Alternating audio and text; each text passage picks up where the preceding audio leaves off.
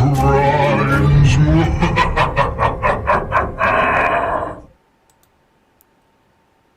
Boom. What's up, guys? Gene. We're live. We're live, Gene. With We're episode 19, Gene. Isn't that a high number?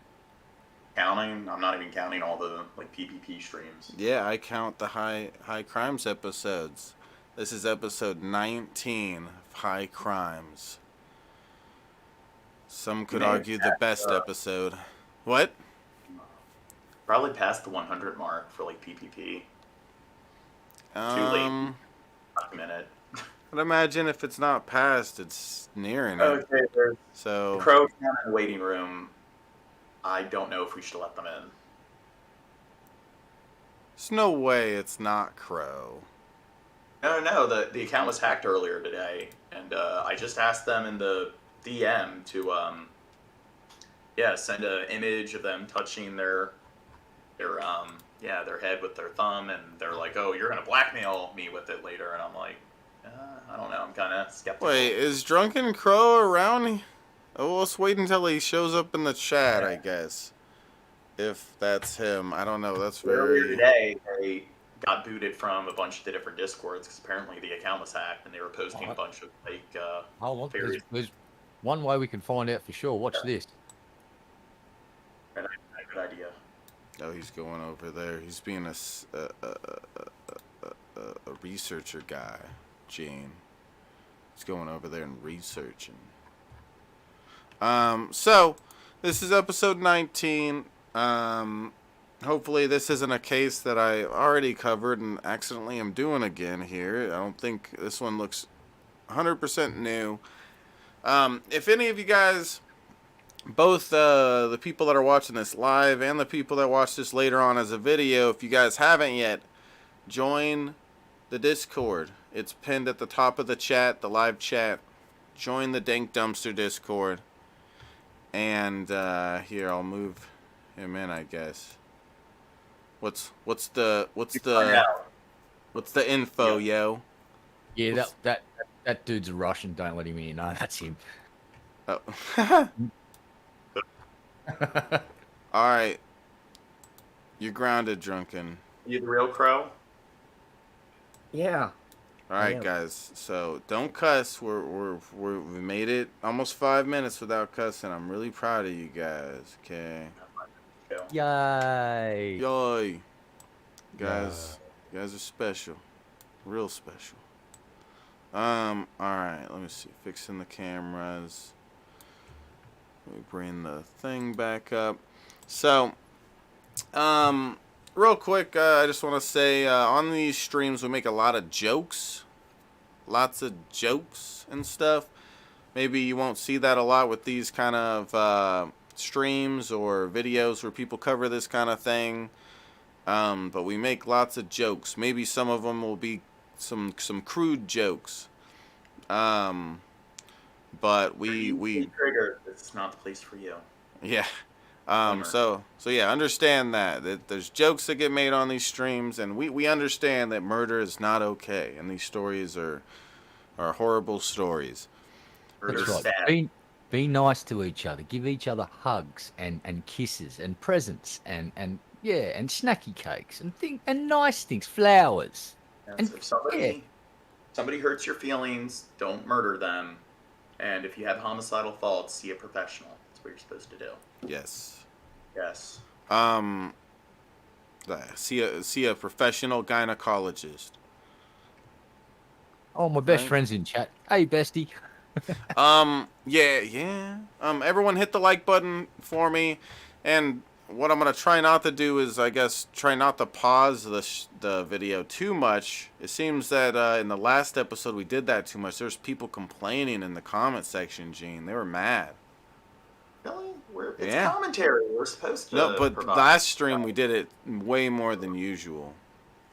Okay. There's way more big breaks of talking for 20 minutes and then going were back you to talking playing. things that actually had to do with the murder, or were you going on? One of the comments we're talking about, one of them were like, "Aren't you supposed to pause to talk about things that have to do with the video?" So yeah, I don't know. Maybe we're talking about Pokemon a little bit too much that episode. I don't know.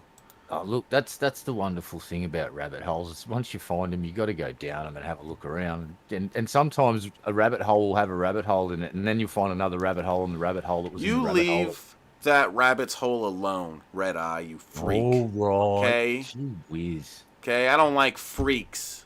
It was nice Okay. and furry and warm, though, so it was there. Oh, dang. Alright, so, again, everyone hit the like button. I'm going to take a dab while we get this started here. I guess to get this started, I'll heat up a nail first, and then we'll start the video. If you Welcome guys to want Welding with Chubisky. Yes. Yeah, Shep does that all throughout my stream, and I go back and watch it, and it's like half the time he's talking, his torch is going off.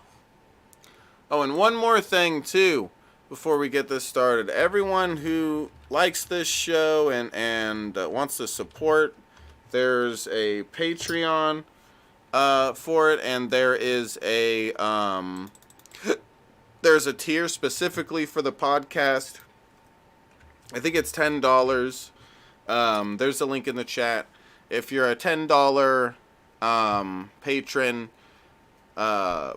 then you'll randomly get invited to be on the show, and I'll look at you and tell you that you look cute, like I do with Drunken Crow, and yeah, it's cool guy stuff. Expose yourself on the show, though. What? Got to be appropriate on stream. No, you smell. Oh, dang.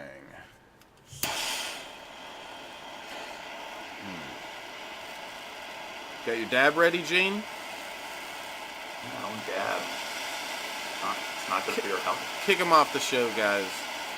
But it's not good for your Kick him off the respiratory show. health. Just get smoke in there. Kick him off the show. He's ruining the vibe. He's ruining the vibe, guys. It's not good for you. It's great for you. What, I get high off of running on my treadmill, and you do If all that, taking like, dabs is bad for you, then how come I'm able to rap way better than you after taking a dab, and you can't? that's the metric Huh? for health. Yeah? Whether you're good at that. I could rap way faster, way better than you. See, what it is Shabisky doesn't need a treadmill because he gets his cardiovascular exercise from dabbing. Dabbing and rapping, Gene. That's my Reason girl wants to know if exercise. they're the real crow. What? Yeah, are you the real Crow? Prove it to us. Give us a blood sample. It's I think actually that it's a Russian dude with a voice changer. Yeah, I think they're using some kind of deep fake, or they took all the clips from his him being on the stream in the past, and they just clipped it together. Yeah, when I jumped in the room with him, he says, "Oh, you Red Eye, you must be a communist. Have you got some vodka?" And he sounded exactly like a Russian. And I went, "Oh, Whoa. what's going on?" What? All right, let's get this show on the road. Oh, wait. Gotta turn it up here.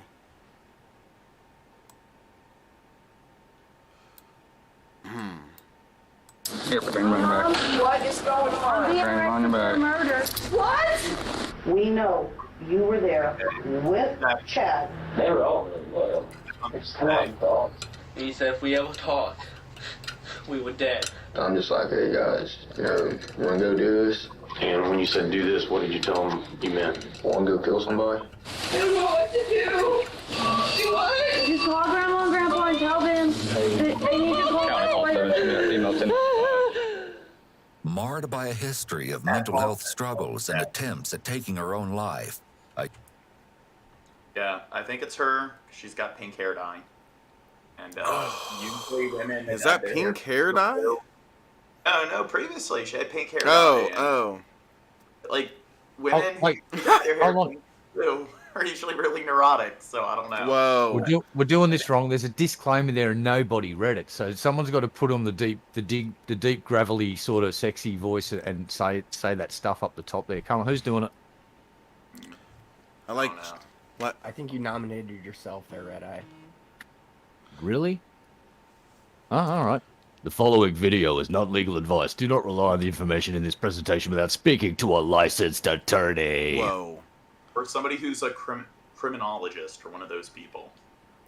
Gene investigates like your grandma would investigate. Like, oh, does he have tattoos? Oh, he does. Oh, it was definitely him. Oh, it was him. Oh, what a gangbanger. No, that was him. Definitely him. Seriously, Shab, like, isn't it like 99% of women that have pink and blue hair dye? Aren't they usually a little unhinged? I'm gonna tell Missy about this. Well, she's pretty unhinged. I'm sorry. Oh. Thanks for deny it. Okay, someone needs to clip this. Someone needs to clip this. This is just whoa. Well, whoa. I'm saying, if I was hanging out with Missy and spending the night at her place, I definitely would keep one eye open. Dude, Wow. you would never spend the night at Missy's house. She wouldn't let you in the front door. Like, what is your bitch ass doing here? There's a motel down the road, weirdo. Get out of here. Well, when I was in Pennsylvania, she wondered why I didn't contact her to hang out. So she's just saying that to make you feel good, Gene. Be nice. She's just being polite. She's being polite, Gene. It's like, oh wow, would have been nice if I saw you, not. One teenage girl's family fears the worst when she goes missing in Pinckneyville, Illinois. But in a textbook example of reality being stranger than fiction, the Stevens family couldn't have dreamed of a worse scenario than the one that was about to unfold, even under those circumstances.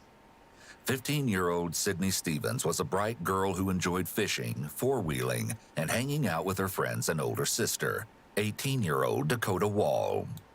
From the outside looking in, it appeared that Sydney was living a rather normal life.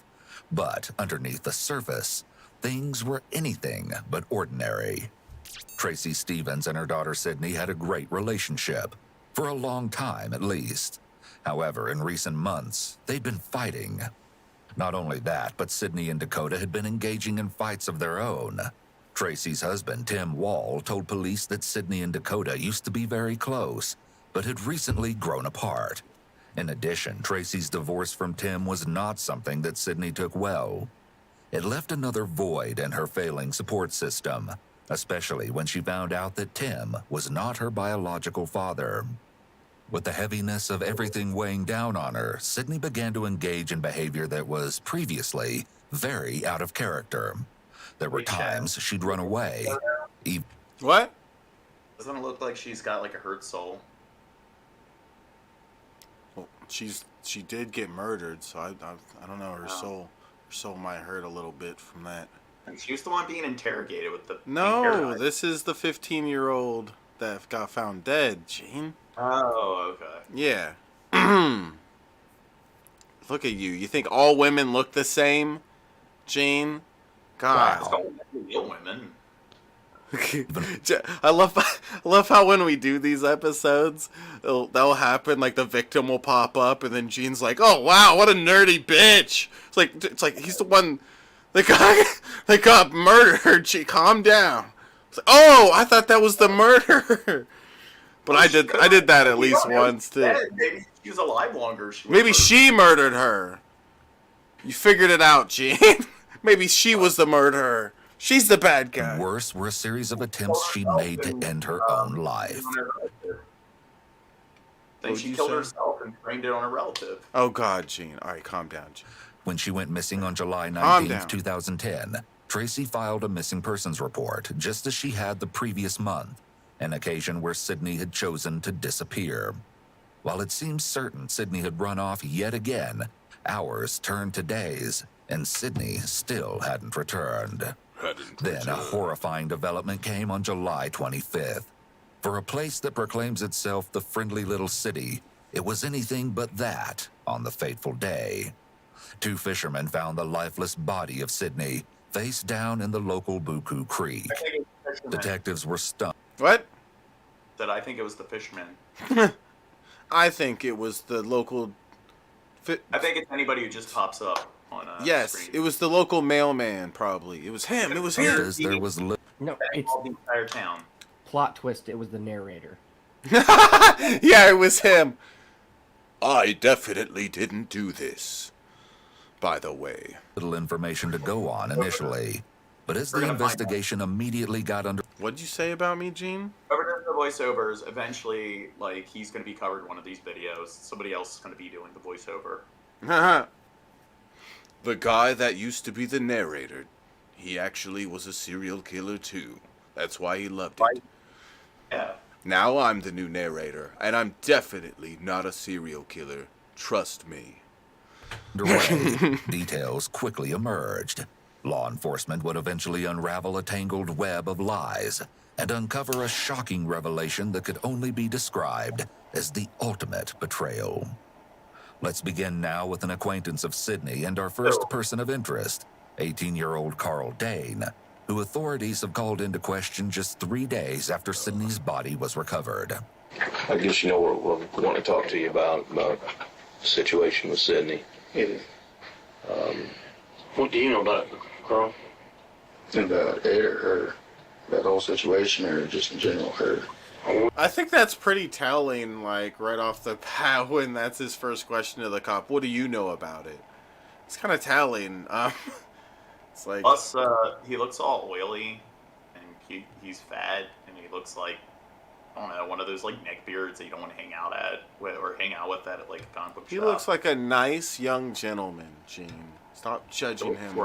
He looks like he owns a very, very big set of fedoras. He looks like he fucking smells. We would be bad detectives? No, I would be the greatest. Daniel. What you do is the person who looks weird. They're the killer. There you go. We don't know what you know about what happened to Sydney. I don't know anything.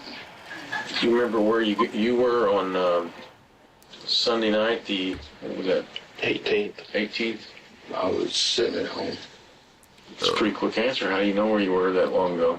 I just remembered, I remember what I'm doing, every once in a while. Most people who are being honest have a reasonable memory. When suspects have a memory of extremes, detectives will see that as a red flag for deception. For example, if a suspect remembers what they were doing on an ordinary day 2 months ago, that is unusual. Going for the other extreme, if a suspect can't remember what they did yesterday, that's also unusual.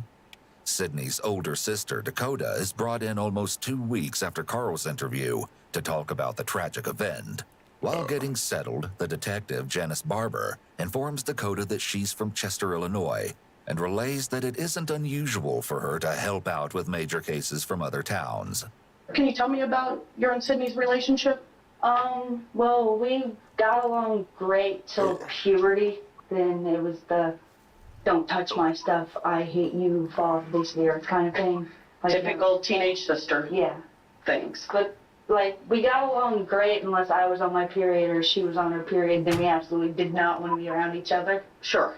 But other than that, we got along great unless she was trying to take my stuff and we were fighting about chores or something. So let's talk about Sydney and her disappearing. Her disappearance is what everybody originally thought it was. Mm-hmm. Where were you when you were notified of her disappearance? I was at my boyfriend's house. And who's your boyfriend? Chad Bennett. Okay. Last time you saw Sydney? The day before. The day before? The day that she went missing, I'd seen her because I came back from camping. Okay, and what time was that? I got home at like between 11 and 11:30 in the morning. And then how long were you and Sydney both there at the house? Yeah. How long? I got there about 11:30. My mom came back at about between 3 and 3:30 and left about 3:30, so. Dakota had apparently gone camping on Saturday, July 17th, 2 days before Sydney's disappearance. She promptly returned home the next day on the 18th. Along with Dakota, her 20-year-old boyfriend, Chad Bennett, had spent a couple of hours at the girl's home before the pair departed for Chad's house later that afternoon. Dude, I wish I was a Chad. Then I'd You be Chad? Chad. You're a fucking Chad. I'm Chad Bisky. I don't know, Chad Bisky. What? Damn. That's what Chads do, right? I'm just gazing at Chad Bisky because, damn, what a Chad. This is a Chad thing, Gene. You wouldn't understand. What were you trying to say, Gene? Were you trying to interject and make an I was assertion. thinking that the Chad, he looks pretty unhinged. I don't See, know, but there's she- his assertion. She looks pretty normal, so I don't think it's her. Damn, Gene. He's judging books by their cover, guys. What a jerk. Does Chad look like he's hulking a bit there, or is Chad just like a squat little, like, 5 foot tall but like 3 foot wide nugget of muscle? What's going on with Sexy, Chaddy? dude. According to Dakota, this was the last time she saw her sister. Shortly thereafter, something unexpectedly sinister was carried out, and things would never be the same. 2 days after Dakota's interview, we meet Chad, who may possess salient details regarding Sydney's tragic final moments. The detective begins by shaking Chad's hand, a gesture of respect, likely aimed at building a positive rapport. Chad sits slumped over with his legs spread apart, coming across as unaffected by the circumstances. Then again, this may be a comfortable position. Nonetheless, the detectives have most likely taken note of this nonchalant behavior, and they proceed to question Chad about his... Thank God they cut out the bad words in this real-life murder interrogation, right? Yeah, they explain some of the most disgusting, horrible stories of people doing the most horrific things, but it's like, But don't they're bad words, Chad. Yeah, Because don't we say- told them on stage that they're bad. don't say any naughty words. that would really be Why are bad. they bad words? Because society- Because. This dude looks Just like wear he 'em. has a shitty metal cover band of like AC/DC or something. He looks like he's like Dirt's Looks cousin. Like, he looks like he's just white trash. Wait, I said he looked like Dirt's cousin, and then you said he looked like white trash, Gene. Well, Dirt doesn't wear tank tops and shit. Yeah, But he coming. looks like Mr. Motel Hick. Yeah. Bouts on Saturday, July 17th. Man, what did you do that night? Saturday. Okay. You didn't go out with your friends or anything? Maybe a Friday or a Saturday. No, I have to call his house. Okay. You don't know which one it was? Did Carl get, So stung what- in the face by like 100 bees? Because his face is just like... He's not easy on the eyes, I guess you could say. It also looks like he dumped a bucket of all the oil over his head before he took that photo. Whoa, Gene. Whoa. Maybe he's was just it? Italian. Yeah. Whoa. Next time you saw Dakota. The day after. So Sunday? Yeah. And when was it on Sunday you saw Dakota? I think it was Sunday. Yeah. Right, but what time? I couldn't tell you. Morning or afternoon? I wasn't morning, but you can sleep. Oh, you was sleeping? Yeah. So it'd be like probably in the afternoon, probably after like 1. So how long do you think you stayed there? Couple hours. A couple hours? Where'd you stay at in the house? Cody's room. Chad tells the detective that following his short stay at Dakota's house, the pair decided to head to Carbondale, Illinois, where they picked up their friends Carl and 17-year-old James Glazier along the way. They apparently stopped at Buffalo Wild Wings for dinner, but left around 8 o'clock before dropping Carl and James off at another friend's house, 15-year-old Robbie Mueller, who we'll also hear from soon enough. Following this, Chad drove Dakota back to his house, where she spent the night. Dylan. Since her phone was supposedly turned off, Chad had awoken to a panicked call from Tracy the next day, on July 19th. Tracy asked that he inform Dakota that Sydney had once again gone missing. But Dakota wasn't too worried, as this seemed to be a regular occurrence. However, when she returned home from Chad's shortly thereafter, it was clear that something was horribly wrong. We pick up where Dakota is detailing what happened on that unexpectedly harrowing day. So then you're at home about noon. Yeah. Then what proceeds from there? When I got home, when I got home, my mom asked me if it was me at the house. I was like, yeah. She's like, have you heard anything from Sydney or heard anyone that knew where Sydney is? I was like, No, she's like, well, she's like, I was told, which is one of her friends, that Corbin had seen her up at that lunch thing, the free lunch they do with one of the churches here. They had seen her up there, and she's like, and I went up there, and one of the ladies that was working, they'd seen her walking uptown about 7 o'clock in the morning by the high school with a lady that looked like she was about her late 20s, early 30s. She's like, do you know anyone that Sydney would know that's that age? I was like, no. I was like, I don't know names that with besides Carly and Jessica. And she was like, okay. And she's like, do you know? She's like, has anyone been on her MySpace or anything? I was like, no. So you would go and check on MySpace? Yeah, we were checking on MySpace every day to see if she'd gotten on. Okay. Because the last time she ran away, she kept getting on MySpace and making contact. Okay. And after a few days of her not making contact, that's when we thought there was something weird about this, something not right. When did you think something was weird and not right? Probably about Wednesday. Unfortunately, this gut instinct will prove to be terribly correct, though her family could not have foreseen the unimaginable circumstances of Sydney's last moments. Because me and my mom, Monday, a little bit after I came back, we went in her room. MySpace, when was this? Right, Alex? That's so old. MySpace. I was about to say the same thing. Boom, Facebook. I used to have a MySpace, Alex. Say this must be this must be like 15, 16, 17 years old, this case, or something like that. MySpace was fucking awesome because, like, at the start of, like, Facebook was kind of shitty. And you can do all sorts of things with fucking MySpace. It was awesome. Yeah. Just to put my beats up there and stuff, my musics. But yeah, I'd say just thinking of everything, I don't know, I'd have to look into it, but it must be like 15, 16, 17 years ago this case happened. To look to see if she took anything or if there was anything out of place. And we noticed that the thing was knocked over, that plastic dresser, that there was papers scattered all over the floor, that her money was still there, and that all the shoes were still there. And she's like, well, this is a little weird. She's like, but, you know, maybe she just had the intentions of coming back. Tuesday, I do believe, was the day that we had noticed the drag marks. Because that's whenever we called the police station and they had Murray come down here, and Murray's like, well, it's just a chair. We didn't drag across the rocks. But I was just like, well. Hey, let me go grab a beer real quick. I'll be right back. Isn't Shab a flaky host? It's going to take him 10 minutes to come back. Yeah, and then people are going to be like, wait, like, isn't this supposed to be like some murder commentary or something? So, what, do you think she did it?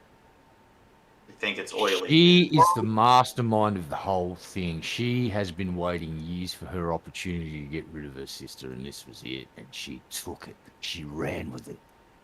She's going to get away with it too. If it wasn't for those meddling kids and that fucking man with that bloody dog, that stoner dude that keeps eating all the Scooby snacks. They got all the Scooby-Doo like episodes on HBO Max. Yeah, let's talk about Scooby-Doo for like 10 minutes. But, oh, back, he ruined it. Fuck. That was fast. That's actually... Hit that comment section and tell Shab what you think of his stopping the video to get a beer. Yeah, I'm a dick. Fuck. So unprofessional. Guys, tip to get me to drink more. Can we make more progress on that goal up there? We've only made it 6% in on the goal today, guys. We could do better than that. Come on, Bill Hicks, help me with the goal, big balls, to keep me drinking. Everyone, come on. I'll wait for him to get back, I guess, before continuing it. Look at his mess of a room. What a piece of shit. What? What about your room? Why don't you do it? I wasn't talking shit about you, Gene. We can see how... I was talking about Drunken Crow. There's my room's a fucking mess. Yeah, there are buildings all over his room. Clean those buildings up. Plus, I like the windows. The decor isn't... The interior design isn't that pleasant. Gene, what you need to focus on is Why the you fact... got a bunch of dumbbells on your floor that you actually use all the time? God. What am I supposed to do with the dumbbells? I can't have them right here when I'm using them all the time. I'm supposed to, like, put them away. Yes. What's the point of putting them away if I'm just going to use them on a regular basis? It's a waste of time. John, if you want to watch TV, do you have to be on the treadmill? That's the point, is that whenever I watch TV, I need to use my treadmill. So I always am walking or running whenever I watch TV. 2 hours of TV, 2 hours of exercise. Probably a good technique for losing weight and staying in shape. You replace your living room couch with a treadmill. There you go. Do you do that when we do the movie nights? No. How am I supposed to lay down on a treadmill and smoke bongs and eat a pizza and then fall asleep while watching some shitty fucking YouTube fucking channel, Gene? Huh? Yeah, Gene. Huh? Well, all right. Fair enough. I can So- shut the fuck up then. I've been told. You've been told. But it really doesn't explain drag marks in her bedroom. Was there a chair that had been moved? The chair, yeah. There's a green chair that I have to stand on and hang laundry up on the hooks outside. And usually it's on the deck, but it was in the colored rocks. And why was it there? I don't know. Because my mom had showed it to me. She was like, come here. I was like, what? She's like, look at this chair. I was like, what about it? She's like, it looked like someone was trying to climb out of the house. I was like, so you think that she snuck out? She's like, yeah. She's like, I think, so going downstairs, she came up here and went off the deck. The disorderly state in which Sydney's room was left could indicate that something far worse may have happened than the teen simply having run away. Dakota follows up by telling the detective that Chad had come over to the house on that same Tuesday, July 20th. The pair supposedly watched a movie before Chad left around noon for work. Did you guys ever talk about Sydney? He had asked if we had found anything out, and I was like, no. I was like, we haven't found her or anything. He was like, are you looking for her? I was like, yeah. I was like, we're trying to see if anyone's seen her or not. I was like, but we haven't, anyone's seen her. And he was like, oh. He's like, well, I hope you guys find her. He's like, because he's like, your mom's already taking this hard. I was like, yeah. I was like, just a little bit. Was he nervous? Mm-mm. How long have you and Chad been going now? A year and a half. Year and a half. I mean, you in love? Yeah. Yeah. The detective asks Dakota if she's ever gone through. What'd you say? Think you love, or do you think it's just like your neurotic love? It's true love, Gene. They're meant to be. You should have a baby with this guy. She should have 15 babies with this guy, Gene. They should just start up a baby farm. You have the kids at a very young age. That way you got all the energy to take care of them and stuff. When you're older, I don't know, you tire out more easily. So I think that's a good idea. You're a good idea. Chad's phone, to which she replies that she has only done so as a result of others speculating that he may have been cheating. What would happen if he was messing around on you? I'd be very, very, very upset. Very upset. Okay. Now that the detective has glimpsed a preview of Dakota and Chad's romance, she switches gears in an attempt to learn more about another union, one with a seemingly violent dynamic. So let's talk about Chad. There's Chad and Carl. Well, there's Carl and Robbie. And what's the other boy's name? James? James. Chad's pretty good friends with these three boys?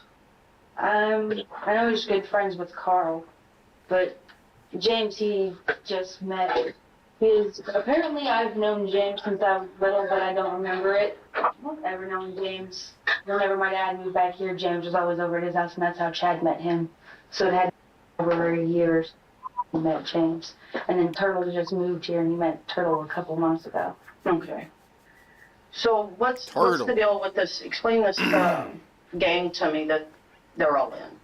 I have no clue. I find it stupid, and I told him that it's stupid because if you're going to live in a town of 5,000 people where the majority of the people are prisoners, you don't have a gang. Okay. But they classify themselves as a gang. I'm not quite sure. I think something happened with the cops when the cops started. Huh? That Reddit kid supposed to be part of the gang. Yeah, all 4 of those kids are part of a gang, yo. John, that means you have to have one token ginger. Yeah, dude, he beat your ass, Gene. Was it the Red Rabbits or whatever? It's like your ginger Irish gang or whatever. You know what I'm talking about? You mean the like 5 Points? Shit, Gangs of New York, Dead No, Rabbits. not. But that's Gangsters New York. No, but there's an Irish gang, famous Irish gang, where they call the Copper Cabs or something like that.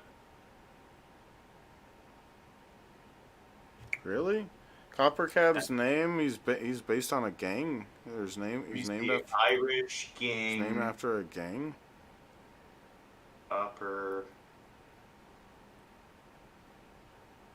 But I don't know. Most redheaded kids I knew were dorks, so I don't know. I don't think any redhead is tough enough to be in a gang. My brother-in-law is a redhead, and he's like 6'4" and like 250. Lies. You think he's dork even though he's big? Oh, he's bigger than me. But then again, I'm a short fuck, so. Whoa. Can't go on the gang. Shut up, Gene. We're talking about gang banging, yo. Someone told the cops they were spray painting and getting illegal weapons and illegal drugs. In the small rural community of Pinckneyville, a so-called gang had allegedly emerged, known as the P-Town Saints, consisting of a few That local is members, lame as including shit. 17 They're the P-Town P-Town Saints, yo. Didn't you always want to be part of a gang when you were in high school and everything? Yeah, or like Yeah. you're 5-year-old and you're in a chain gang and you got whips and shit and switchblades and stabbing other toddlers. Yeah, that makes sense. No. What? I like how I'm like when you were like in high school and stuff, and you're like, yeah, when you're 5, salty top, like, whoa. We get there. We just did. I don't know. Just get over it, Gene, you dork. Stop looking at your phone. Old James Glazier, 18-year-old Carl Dane, 20-year-old Chad Bennett, and 15-year-old Robbie Mueller, also known as Turtle. Numerous other young men were reportedly involved in the group. To be honest, that's way lamer than their gang name. It sounds like a bunch of dorks. Going by Turtle. What if we called you Turtle? Doing Drunken Crow. We can call you Turtle. What do they do as a gang? Do they like engage? They gang bang each other. That's what they do. They say they're part of a gang, and it's like, yeah, these are gang signs and our gang. We gang bang each other. Our little gang LARPing thing. We're We gay for each other, and we're gang Hey, banging. What? You leave Chad alone. You leave the gang alone. Bad because he's part of the gang. They're just trying their best to live on the streets. Come on, man. Gee, no cap, yo. If you had a gang moniker or whatever, what would it be? The Shab Fam. Shab Fam. Ooh. I don't know, man. What would mine be? I'd be the Crip, the Locust. You'd be the Crip? Well, our gang isn't the Crips. We're the Crip. Okay? It's different.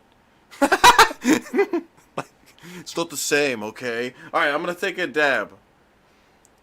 Gene. No, whoa. Gene, You I'm gonna... allowed to do that? No. Okay. But I do it anyways. I'm Whoa. taking a dab, Gene. Are you excited? No, I don't care. Yeah, you is. But the four named in particular will remain our focus. What, Gene?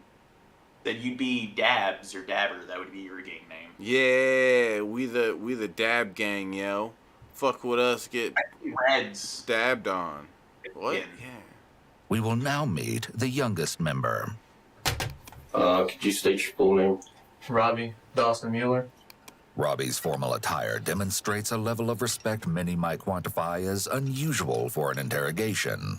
If a businessman was brought in for questioning, detectives would expect to see him dressed up in this manner. However, for a teenager, this outfit choice is quite abnormal. The detectives have been asking him questions relating to his involvement with the so-called gang, where he gives alarming detail on his brutal recruitment into the infamous P-Town Saints. Your initiation is what?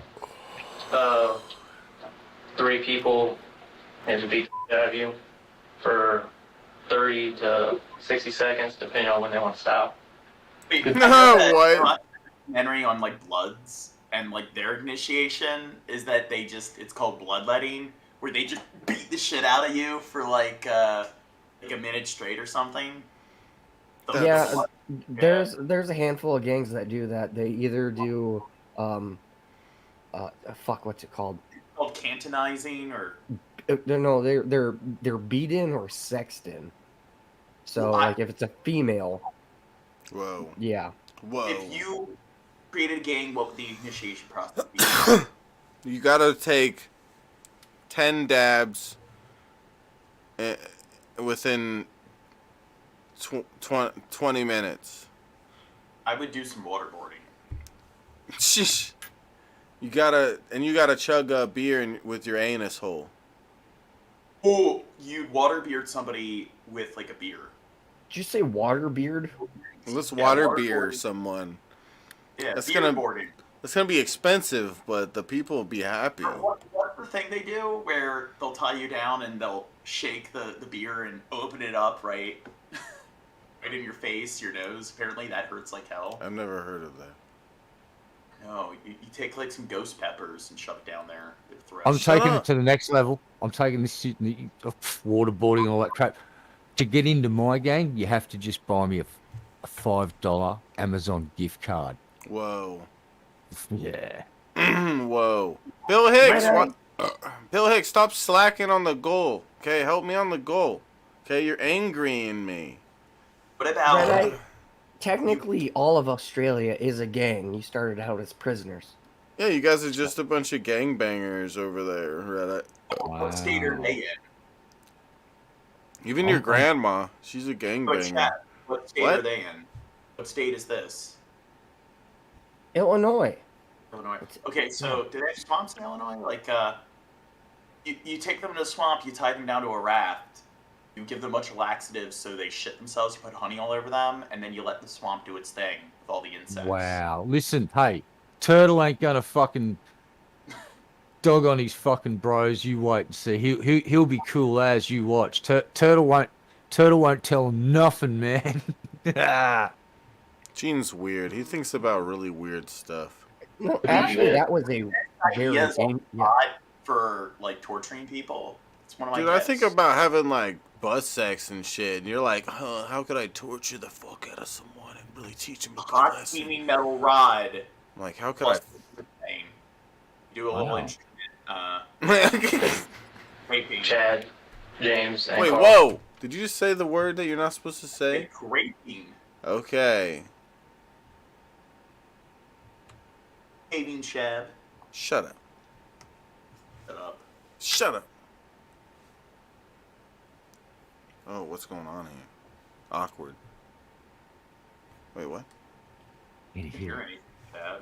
Oh, it all of a sudden got Yeah. muted. That's weird. I don't know how it got muted. Depending on when they want to stop. Who beat you in? Chad, James, and Who Carl. beat you off? I mean, Okay, and was there anybody else present? Believe Dakota might have been present. Did they give you a set of rules that you had to follow? I remember getting a paper or whatever that you were supposed to memorize. I can't remember it. Well, that's okay. I'm just saying, did you get a set of rules? Yeah, you're not supposed to talk about stuff over the phone. That makes no sense. Not Oh yeah, I'm supposed in to a gang. sit I in. got beat in by a ginger. I was given this paper that I have to memorize, but I can't remember it. Don't talk about Fight Club. You gotta make cards to like memorize all the things you need to get into the game. This is what Yeah, but happens. you can't remember it. Yeah. This is what happens. If I when had a game, I'd like have like some tough exam or whatever on like chemistry and algebra and stuff, and it would just be like, hey, look, you got to sit down and actually prove that you can study. I'd only have the most sophisticated thugs in my gang. Whoa. It's so lame. Bunch of losers get together with nothing to do and like, hey, we could like call ourselves some stupid label and like beat the shit out of each other. Then we'd be cool, right? Yeah, let's start doing that. We'll make a rule book too for our stupid bullshit. Fuck yeah, dude. This is totally gonna make our lame lives better. Fuck yeah. We're totally not losers anymore. Not after this. It's LARPing, Chad. They're not Like, it's so lame. It's like, Imagine, like, instead of, like, imagine us getting together and we're like, we're gonna beat the shit out of each other. Let's all beat the shit out of Drunken Crow so he could be in our friend gang thing. We're just a bunch of losers. Like, they're just a bunch of losers with nothing to do. That's not true. Do you know how they celebrated Turtle's admission into the gang? How when he got in, they went out chow tipping, dude. Whoa. Woo! Okay, well that's a good admission thingy. I like that. Chad, you mentioned that like having nothing to do. This is something that's really ubiquitous and like really low income areas where the economy is shit. Is that young boys kind of just go out and join gangs, and it's just nothing but crime. Like it's like City of God. It's just in slums and low income areas. That's usually what it comes down to. Look, go ahead, Red. I was just going to say, these guys look like they've all been rejected from, what's the Juggalos? The Juggalos took one look at these dudes and just went, no, go away. Look at these So they losers. started their own gang. Yeah, they just, even the Juggalos went, no. These guys are lame. Even we have freaking standards, so no, go away. And they're like, oh man, let's go and push over a cow. And Juggalos are classified by the FBI as a gang. Whoa. You're lying. You're a terrorist organization, not a gang. Whoa. It's not the FBI. You're lying. Which I would. You couldn't talk to certain people. And one on Sydney. Yeah. These types of initiations are often an indication of antisocial behavior. The fact that this group can stomach the beating of someone in such a way isn't just horribly cruel, but also shows that these individuals likely derive pleasure from inflicting pain and suffering on another person. Additionally, the comment Robbie made about Sid. What?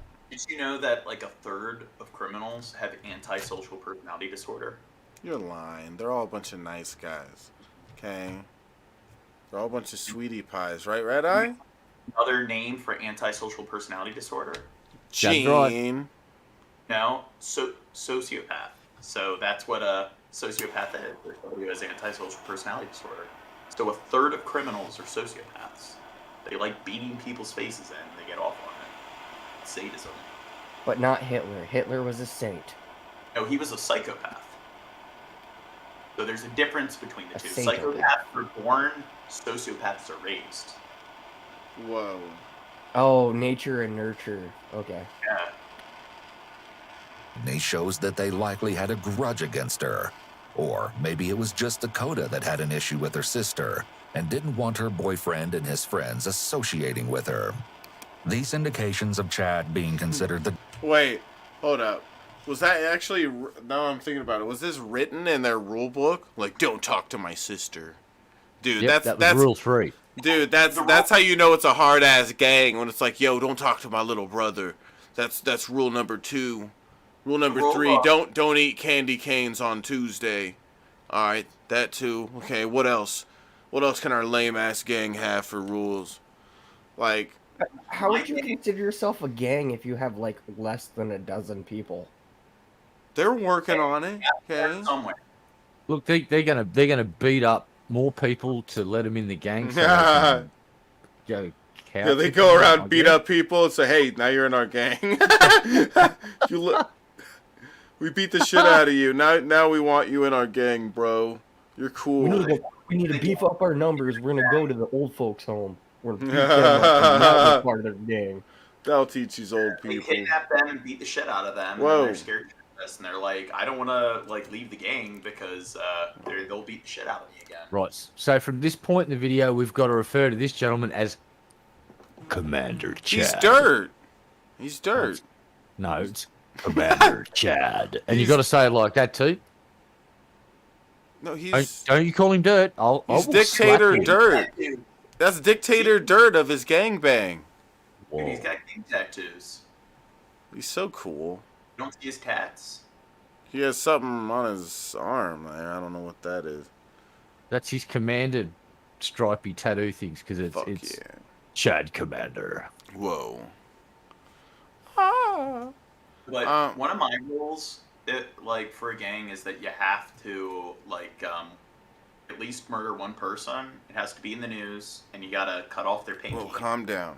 Damn. Calm down, Oh, Gene. Wow. That way they'll think it's a serial killer, and because there's too many people doing it, they might be, Wow. I thought I was being extreme wanting to change my YouTube handle to Commander Chad Bennett, but no, you just... Yeah, I don't like Gene. I don't like Dude, him at I'll all. be like Marilyn Manson, where I get the other people to do the... Bad Gene. Dictator or commander demonstrate that Chad may possess Bad Gene. Marilyn Manson, he got other people to do a mass killing for him. I'm going to do the opposite. I want to manipulate... You mean Charles Manson? Which Manson? Charles Manson. So it's like, what I want to do... Hope Marilyn Manson sues you now. Gene, stop. This is not the right place for your I evil want to do a plans. Charles Manson where you convince a bunch of people to do some serial Oh, killings. whoa. Calm down. Can't John- take Gene anywhere. Seriously, John, you think you I'm the can't- problem? Yeah, he's a little special ed. A little bit. It's a joke, bro. What? It's a John, joke, if you go through with that, hypothetically, you can call yourself Maryland Manson. Yeah. I'm I just want to hear Chad's side of the story. Come on. Chad, yeah, listen to Chad, guys. characteristics such as grandiosity and narcissism. It's very common among people with antisocial personality disorder to have strong narcissistic traits, as they will often exploit others without hesitation or remorse to ensure that their needs are met, no matter the cost.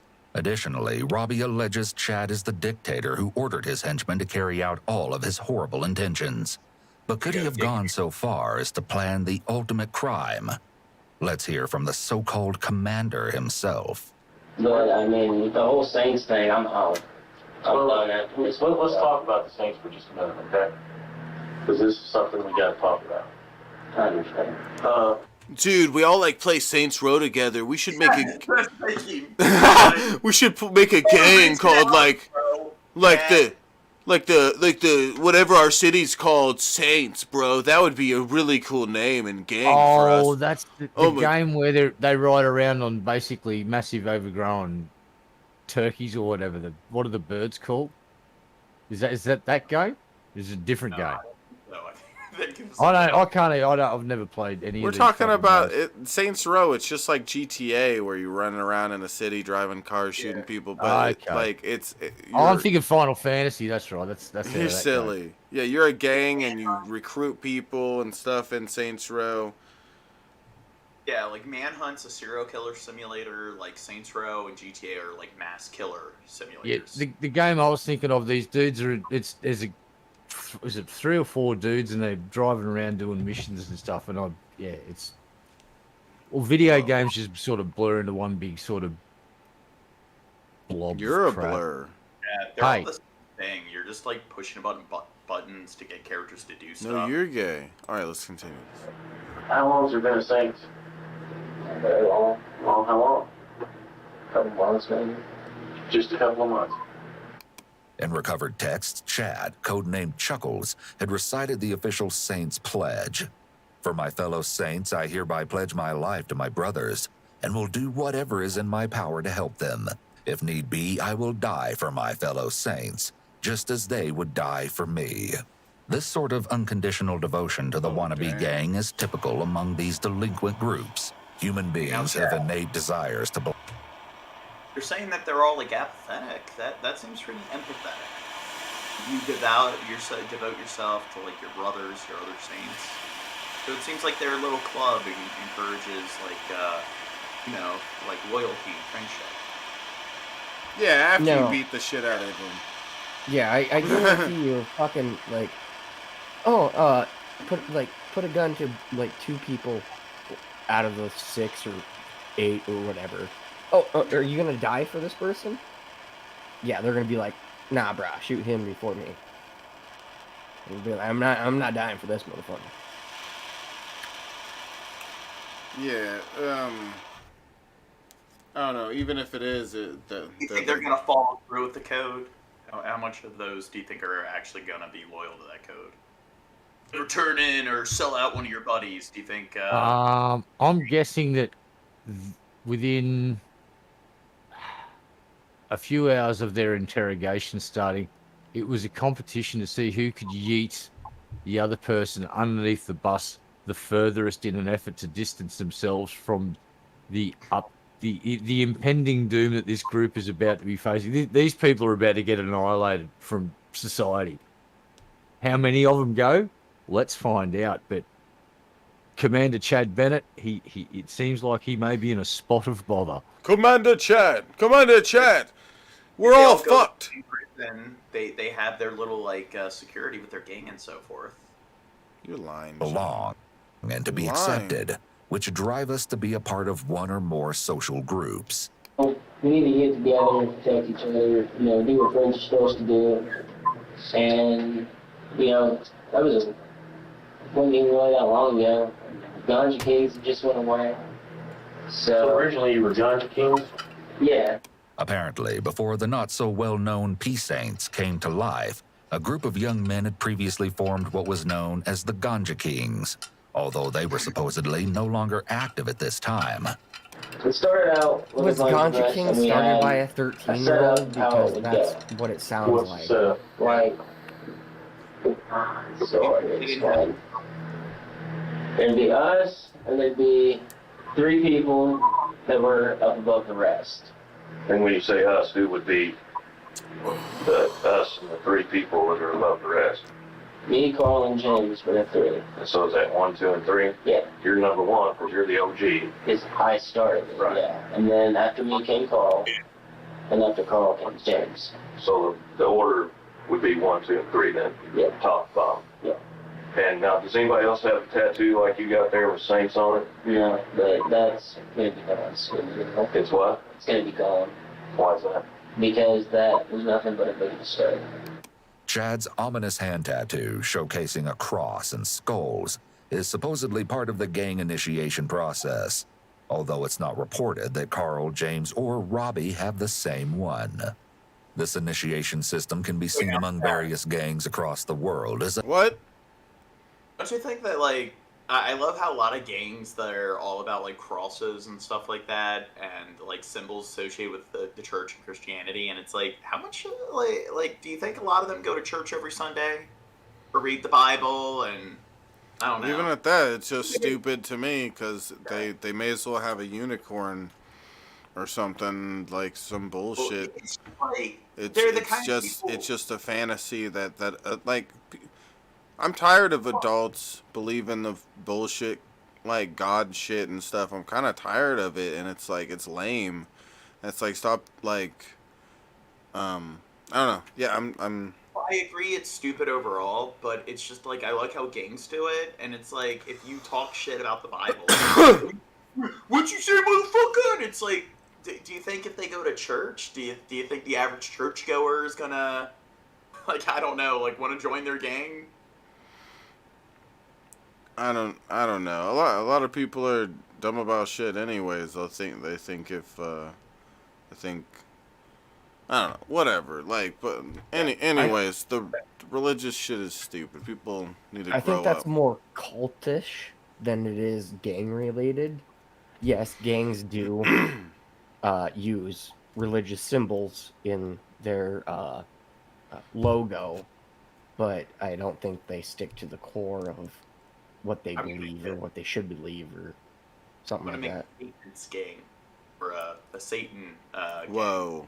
Whoa! It's a notable indication of what... Let me get my bagpipes out really quickly. If they're not following God's word, are they true Christians? Oh, quick, blow on your bagpipes now. Whee!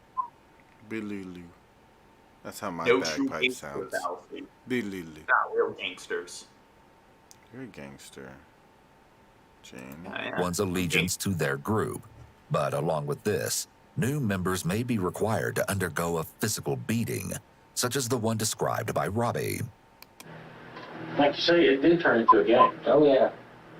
And you were the leader of the gang. You were the OG. Yeah.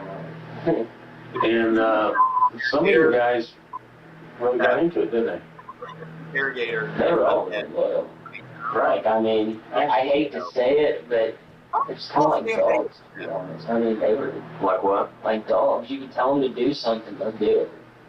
But I never did. But that's the point, though. I mean, isn't that the point of a gang?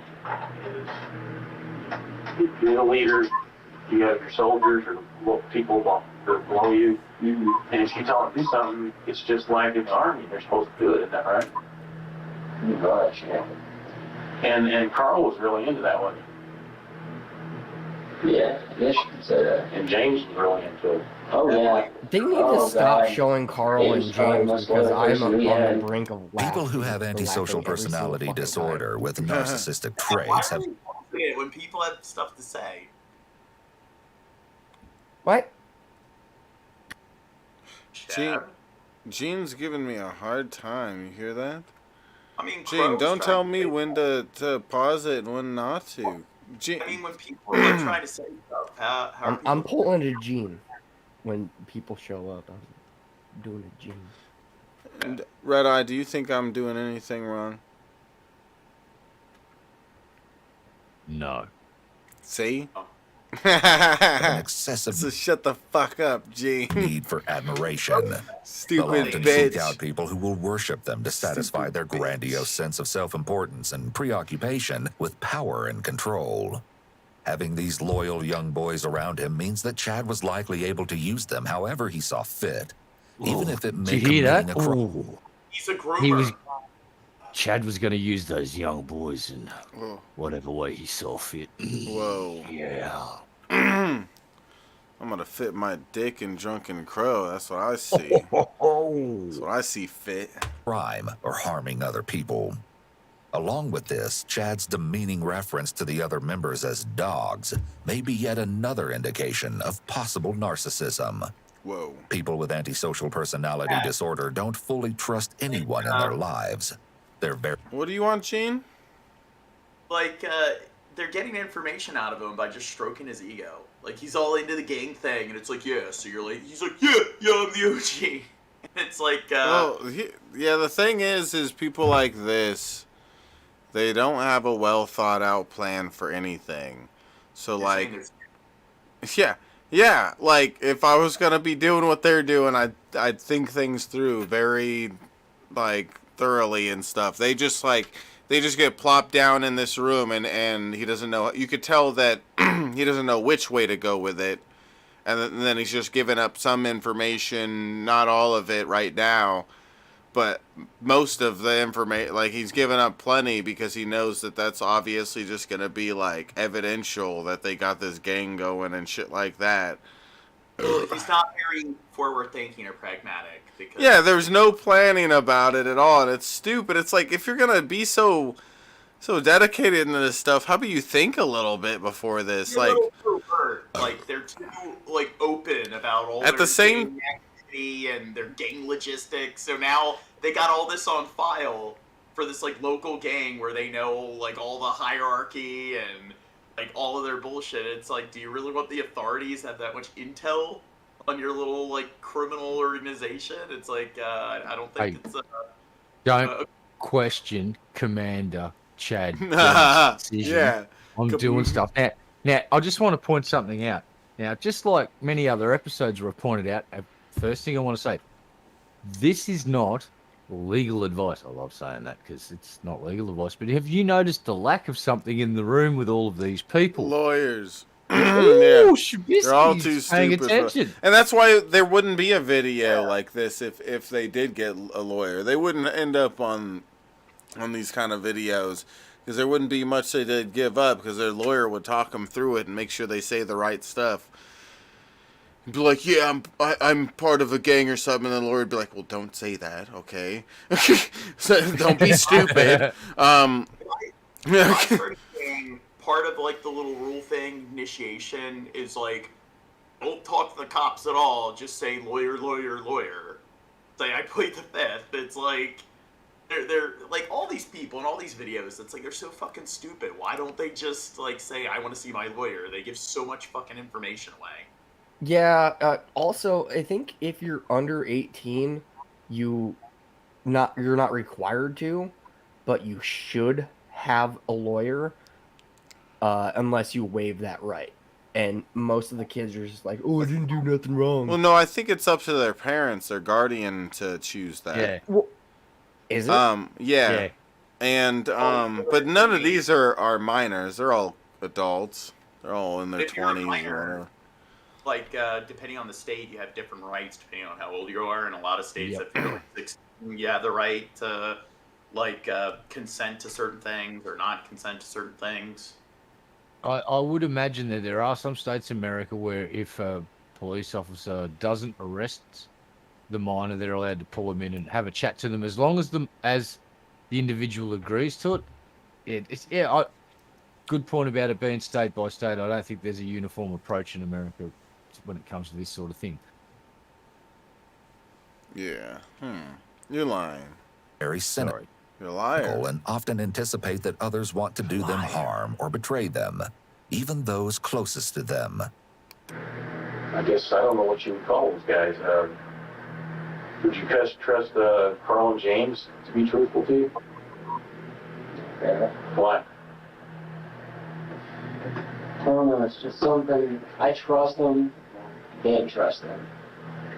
So kind of what you mean by did trust them, you mean before all this happened, you would have trusted them, but now you don't? Yeah. Because Chad states that he doesn't trust the others as much, this may present the detectives with an additional tool of manipulation they can use against Chad later on. Damn it, Chad. For example, to foster doubt surrounding his trust in Dakota and their relationship. But so, since this deal with Sydney, what has changed where you're concerned that you don't trust him? Just the fact that he'd go out and do something and then try to throw me in the middle of it just because he up. It's not going to go away until the end. And you've had to be feeling pretty bad the last 2 or 3 weeks. You've had to have a load of stress on your shoulders with this whole situation. And do you realize that that's not going to go away until it all comes out? And it will come out, because a lot of it already has. Unbeknownst to Chad, the detectives are in possession of what the young man has been unable to provide, the truth. And as we come to learn, from more than one person, the unthinkable incident that took place on one fateful night is almost too graphic to tell. Before we get to that, though, let's hear from none other than the gang's second in command, Carl. So James and Robbie. What? No, they're like, let's hear from the second in command, and I said, Mr. Neckbeard. Yeah. Hey, show some respect. That's not Neckbeard. That's the Great Dane. Look at him. What a fine specimen this gentleman is. Look at him. That camouflage orange jumpsuit that he's wearing. Second in command, Carl I'm Dane. wearing orange, Red Eye. What the fuck? Lieutenant Yeah, Fedora. but you pull it off, Turtle.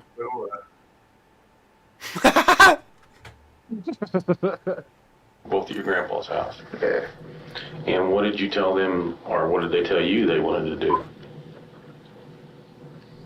They didn't really say nothing. I'm just like, hey guys, you want to go do this? And when you said do this, what did you tell them you meant? Told them, want to go kill somebody? And did you already tell them who that somebody was? Yeah. Right after I got off the phone with Chad. And what time do you think that was? Like I said, around 11 or 12. Well before Sydney's disappearance, the P-Town Saints were having a usual get-together when Chad allegedly gave Carl a .22 Ruger semi-automatic pistol. What they had in store was evil beyond measure. And participants in the sick and twisted ploy were not limited to just Chad and Carl, as you'll soon see. For now, we're introduced to James, third in command of the gang, and he is audibly shaken. It seems he's making no effort to hide anything. So, James, when you saw your mother, is that when you decided you wanted to go ahead and talk to the police? Yes. Okay. Oh, wait. We've got to give James a name. So James Glazier, we're going to call him James the Iceman Glazier because he's cold as ice. He's cool.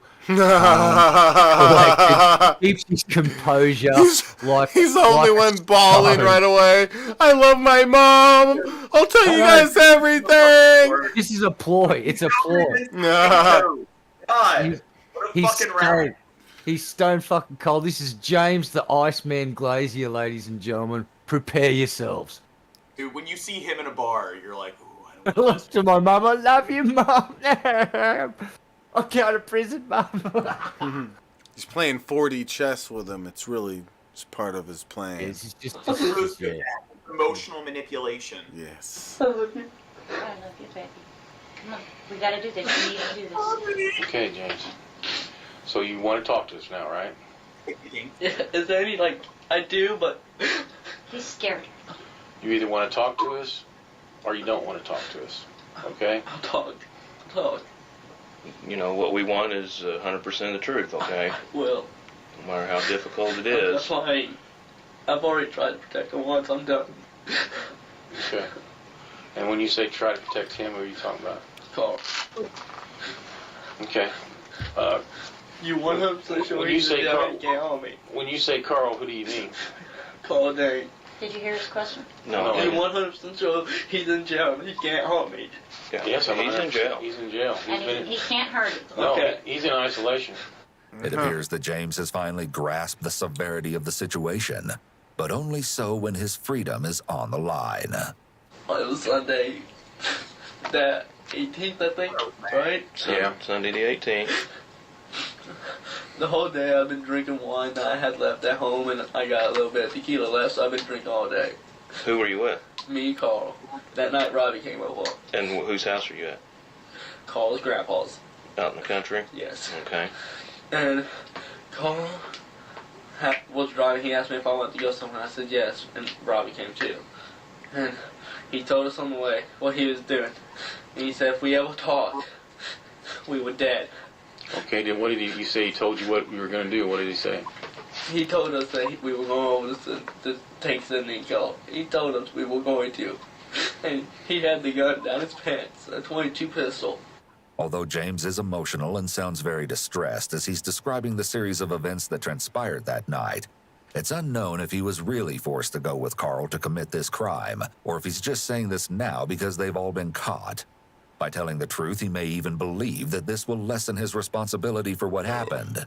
He sounds very emotional, but it's important to remember if you that want to while start his... a gang and, be successful, don't have a ginger in your fucking gang. Yeah, because they're usually dorks. Gene, you're a ginger. I'm not a ginger. I got blonde Get him hair. out of here. He's losing his hair. I would not consider him a ginger. Okay, yeah, I used to be a ginger. Okay. Not my relative. Tears could be due to feelings of remorse. They could also be a result of him being afraid for himself and what is going to happen to him now. We went to the house, checked the doors, they were both locked.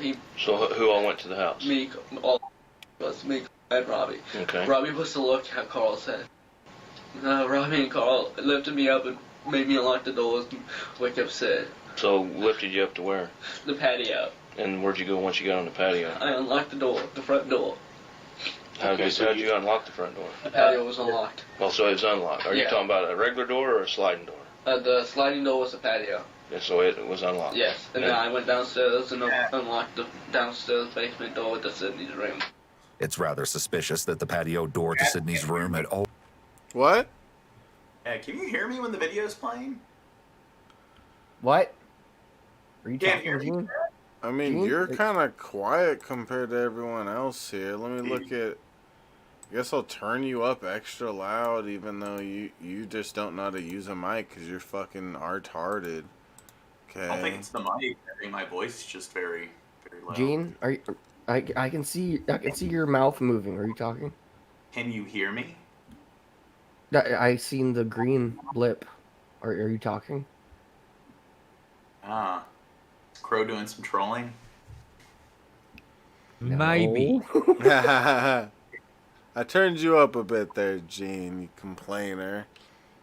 already I'm been saying, unlocked. You And think given this, that this... this ginger kid, he's like trying to milk the stigma of like redheaded people being kind of dorks, because he probably looks like a little dork. He's probably going to be like, okay, I'm going to bawl my eyes out and really ham it up to kind of show that I'm this vulnerable little dork, and I'm probably just being strung along, even though he participated just as much as everyone else. What do you think? No, this is he is playing 4D chess. He is a master of psychology. Like I said, James the Iceman Glazier is in this for the long haul. He's a career hitman, and you don't, this is just the start of his career. He's just, You're saying that Chad really takes orders from him. Yeah. And, he's really the head of the gang, and that's really what's going on here, is everyone's throwing themselves on the bus for him. James the Iceman Glazier has melted everyone's minds and made them think like the commander's not really in command. Let's just say that. Whoa. The fact that Red Eye has nicknames for all these people. Dude, they actually have, like, some of them have some decent names. Yeah, that's why I'm running with it. It's like, right, it's funny. James Glacier. Like, what were the other ones? They all had good names so far. Yeah, the other dude's the Great Dane. And then we got the command. We got Chad the Commander. Dude, my video on Instagram of me peeing on my cat. Make sure to go to Instagram, search up Shabisky, Shabisky. My video of me peeing on my cat on Instagram just passed 10,000 likes. Someone needs to share it to Peter. It just passed 10,000 likes, Gene. No, PETA is a terrorist organization. Just like calm down. No, Dude, John is They're right. nice people. Calm down, Gene. What do you mean, calm down? It's I the love truth. PETA. PETA takes out more animals than any shelter. No, they're lovely people. Allegedly. What PETA does, Shab, is they'll go into like research Rescue labs. pets, yay! All right, shut up. Back to the video. We're pausing the video to talk about something that doesn't have to do with the video, Shut up, Gene. Gene. We're gonna get. PETA, you actually peed on your cat. You're like, We're gonna get. You're we're like, gonna God, get. you're talking about something that has nothing to do with it. Stop derailing the fucking stream after I talked about pissing on me cat on fucking Instagram, you wankers. Guys, what's up with the lack of tips this stream? And there's been no tips this stream. Do you guys not like Dank Dumpster? You know what? There's not going to be an episode 20. This is the last episode. Because there's been no tips this stream. What? You're bragging about abusing your cat. That's why. Shut up. People don't want to endorse like animal abuse. Shut up.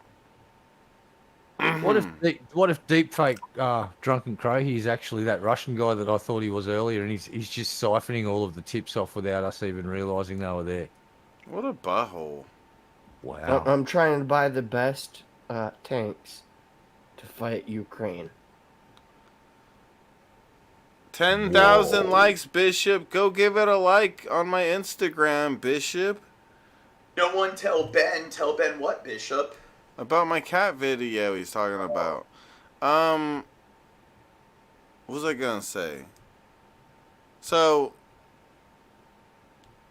if anybody tips, I will go grab another beer. Someone tip. Help me get farther on this goal. We're slacking on the goal. That's killing all his liver cells. Slacking. You don't have cells. Shut up. This intrusion happened in the middle of the night. It might not be a coincidence.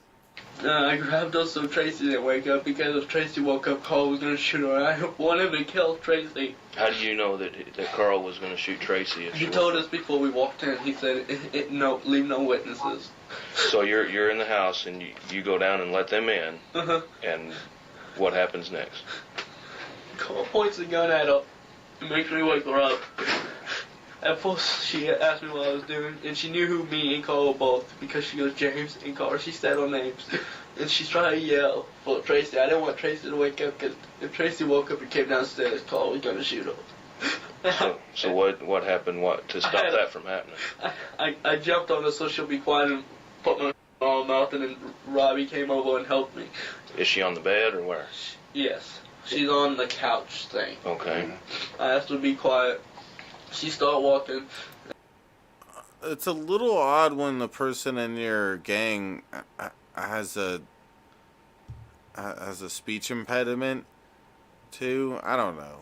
I mean, Dude, also, Sydney doesn't. I don't know. 15. His speech impediment just kind of throws me off with this gangbanger stuff. Wow, Shab, you're saying somebody can't be hardcore. Wow. Oh, I'm a shit, yeah, or whatever. I don't know. I don't even know how to talk like him. Oh, hang out with me and I talk funny. What are you trying to say? I know. If you tried to be a gangbanger, it would look silly. You know, I maybe the Evershab because I got a monotone voice, and doesn't that make me evil? Makes you basically Satan's piss. It's like the worst quality a person can have. You got a monotone voice and you're Hitler. Also, Sydney does not look like she's 15. She looks like a 30-something-year-old trying to like sell me a house or insurance or something. She's in her teens. She looks like a kid. Yeah, she looks like a little kid. I'd say that she kind of has her hair done and stuff in a way maybe an older woman would have. She's like a petite little geek. She's gonna grow up. I have a question. Now, is it just me, or is Carl the Great Dane's head wider than it is like horizontally? It's definitely it's an egg shape and a horizontal egg at this point. Like that dude's head. That dude's head's wider than it is fucking tall. Look at this shit. Look at his fucking egghead. And sorry, Egghead. I now I feel like I've offended Egghead. I do apologize.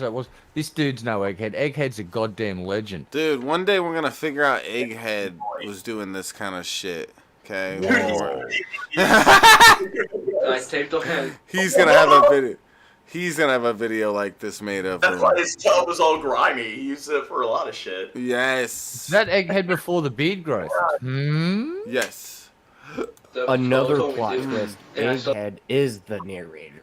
Wait, Egghead in his heart. I mean, she ripped and stole your mom. I had a Starbucks latte when Tracy died. It seems odd that James was apparently so concerned about Tracy, an adult he either didn't even know or barely knew, but didn't appear to show much concern for harming Sydney, who was a peer. The little regard he showed for Sydney's life makes it all the more likely that he felt the same toward her mom. As the grisly plan is underway, it seems that Carl is the ringleader in this twisted event. I was by the door. James went to put some tape around her mouth, and she took it off and stood up, and I guess thought it was a joke because she just stood up like normal and didn't act like anything was going on, and then Carl had the gun pointed at her, and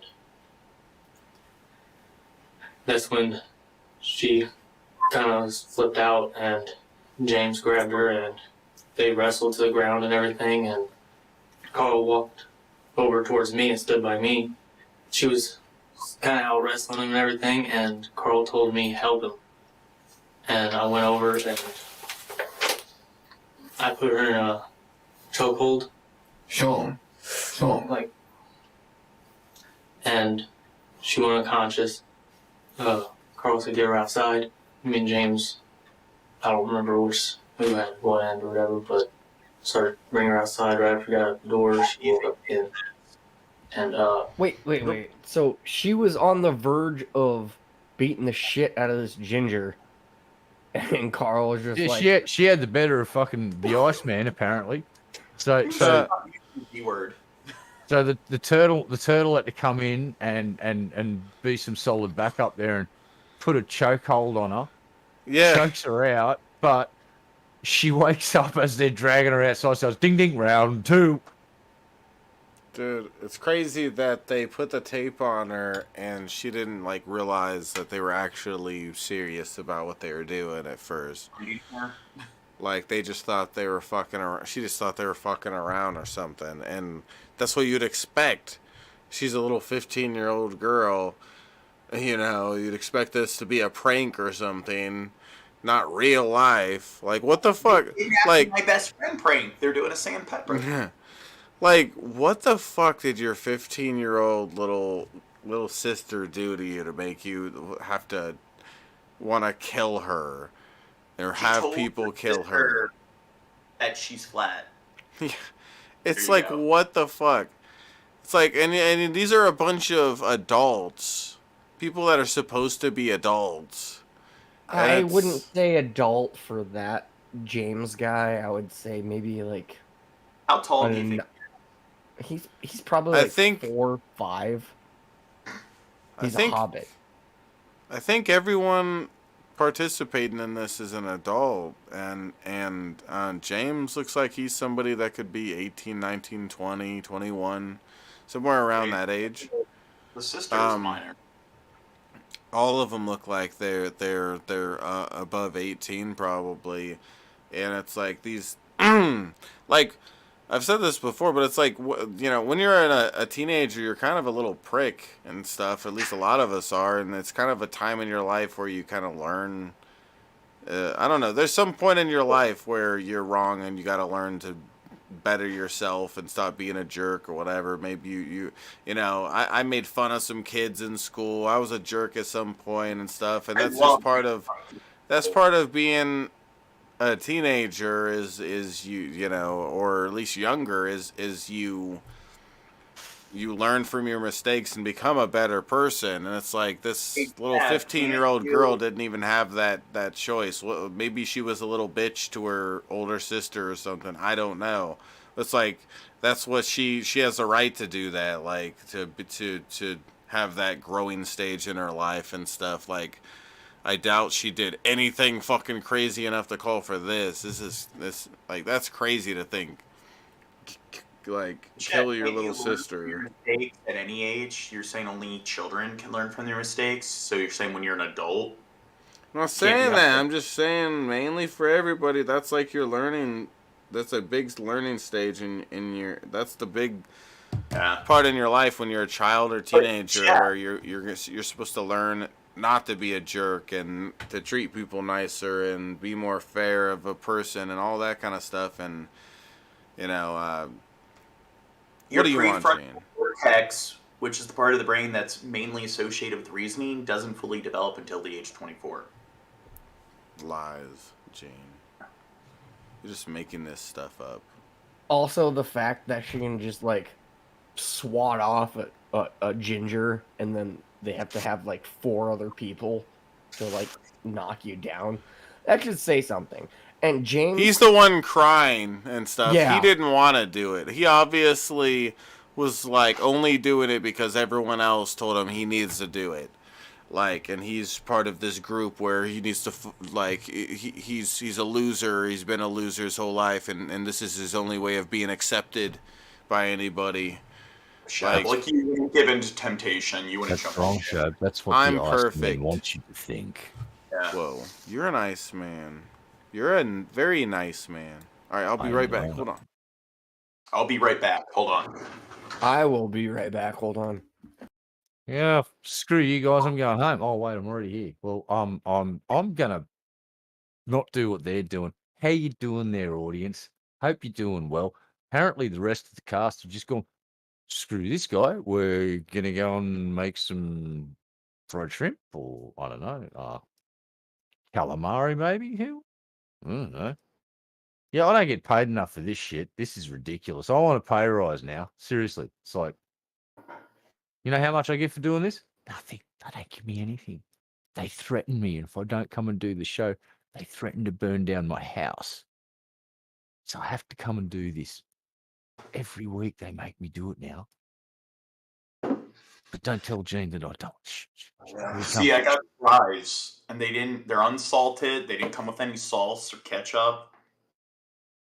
God damn it. I gotta put my own salt and condiments and everything on it. Is it pink Himalayan salt with good vibes? Yeah. Ooh, I got Old Bay. I'll use that. Fries are always best with Old Bay. You see, you got to get the old tomato sauce, mate, the dead horse, and Australia's version of tomato sauce. It's just add a little bit of extra sugar and make it a little bit sweeter again. More sugar. It's good though. And I must thank Landon again, because Landon has introduced me to Tabasco sauce, and well, America, yeah, nailed that. That's just awesome. And I've had all the different flavors too now. And their soy's really good. Their soy sauce is actually really good. The Tabasco soy sauce. I was quite surprised. Other countries need to learn to have better food. Like, we're the only country that has decent food. Oh, don't know about that, but you have got some great food over there. There's no doubt about that. But Maryland's got the best seafood. The other oh, that claim they have better seafood, they're wrong. no, I'd say that the east coast of Australia give you sons of bitches a run for your money. But in We terms got of states, Maryland's the #1 state out of all the states. oh yeah, in America, of course, yeah.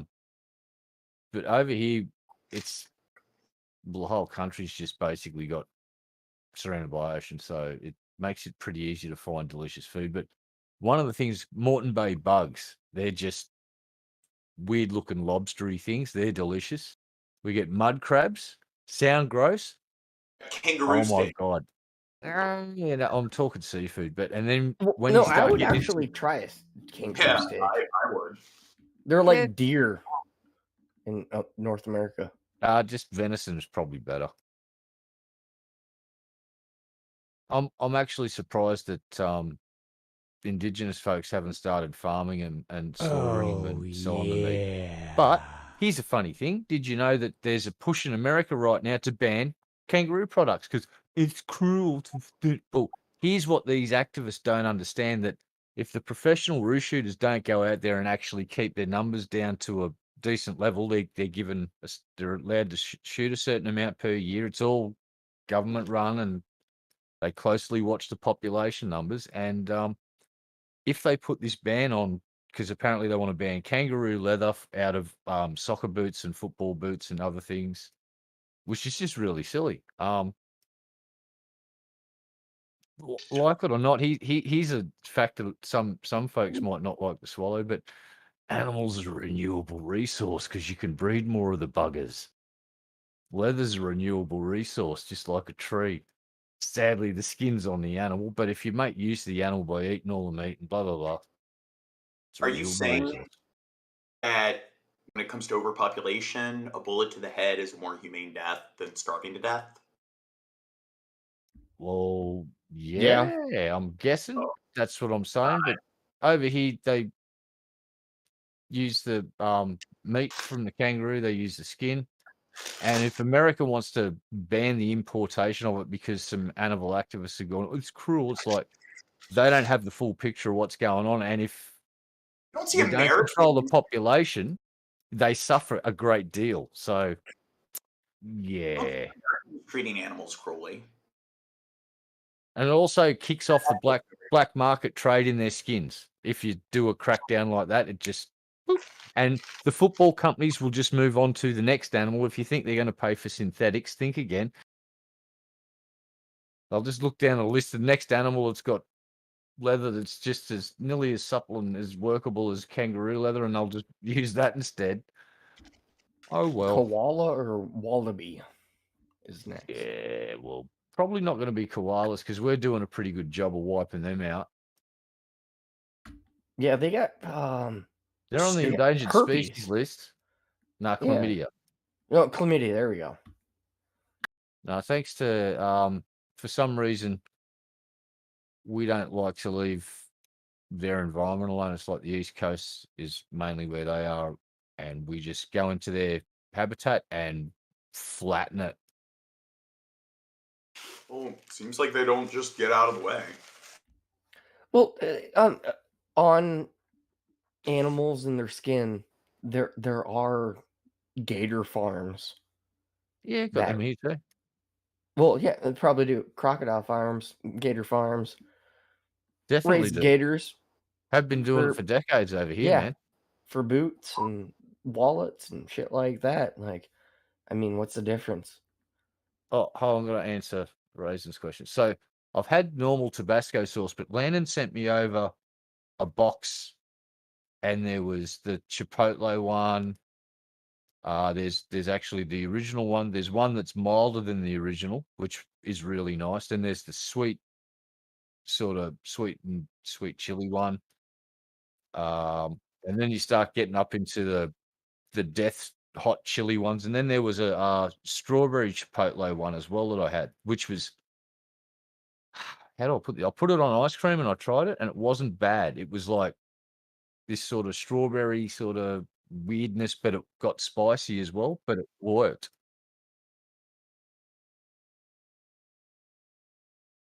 Holy shit. Didn't hear that. Thanks, Bill.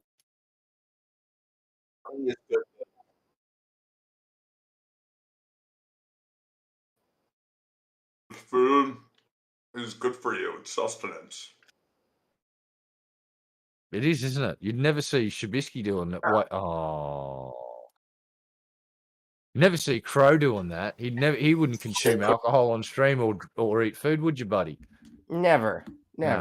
Burning it again. Oh. James ended up putting her in a chokehold, and Oh, sound good. I don't know about that. I reckon Carl would take him down in about 5 seconds. Just that look, that face is like. I'm a geek, so that automatically means that I'd lose any fight. Yes.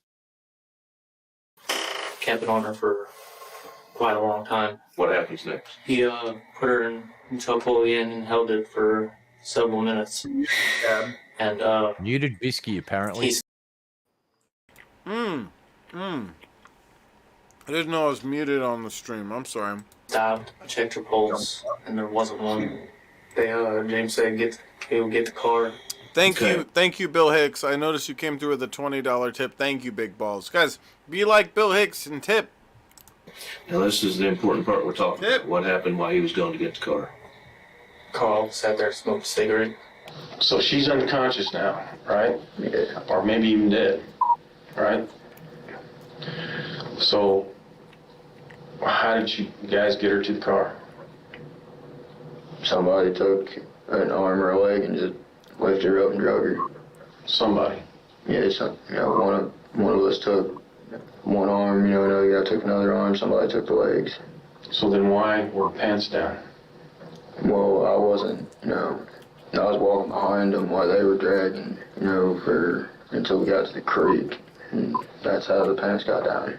So you still say that the pants were pulled down because she was being drugged? Yeah. And so nobody touched her? You sure? Not that I know of. This statement is considered a qualification phrase, which can sometimes be an indicator of deception. It gives the suspect an escape in the event that they later need to retract what they said. The response is rather vague and leaves open the possibility that someone did assault her. She woke up halfway down the creek, and so I just walked a few feet, away, smoked a cigarette. What do you mean she woke up? I came to. Okay, so she woke up halfway down the creek, and why did you walk away from that? Because they had sex with her? No, somebody, choking her, so I just walked. I didn't think I went to, smoke a cigarette. So who choked her? Robbie was at that time. Choking is commonly a crime of passion linked to jealousy and personal rivalry. But it's odd that Carl isn't the one to actually strangle Sydney, given the fact that the two had allegedly engaged in a short-term romance earlier that year. Supposedly, the relationship lasted for only a week, ending over another boy. In the past, Carl had allegedly vowed to take revenge upon all of the women that had scorned him, but no one would have thought he would take it this far. And did anybody shoot her out there? No. Okay, and when you choked her this time, did she stay choked? Never woke up again? No. And how do you know it was Robbie that was choking her, not James? Because it was dark, wasn't it? Because I could tell the trench coat from all clothes. Who had the trench coat on? James. Just sat up and I'm like, hey guys, get back to it. This comment is especially indicative of Carl's total indifference to the fact that this is a human life, and not just any human life, but a girl he knew and even had a brief romance with. Carl's behavior is very typical of individuals with antisocial personality disorder. As he sits there with a slouched posture, practically motionless, it's very evident that he is completely void of any empathy or remorse.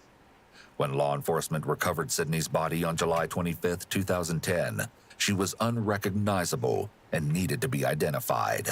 In a meeting with detectives, Sydney's mother was asked if her daughter wore a specific type of necklace with a dangling music charm.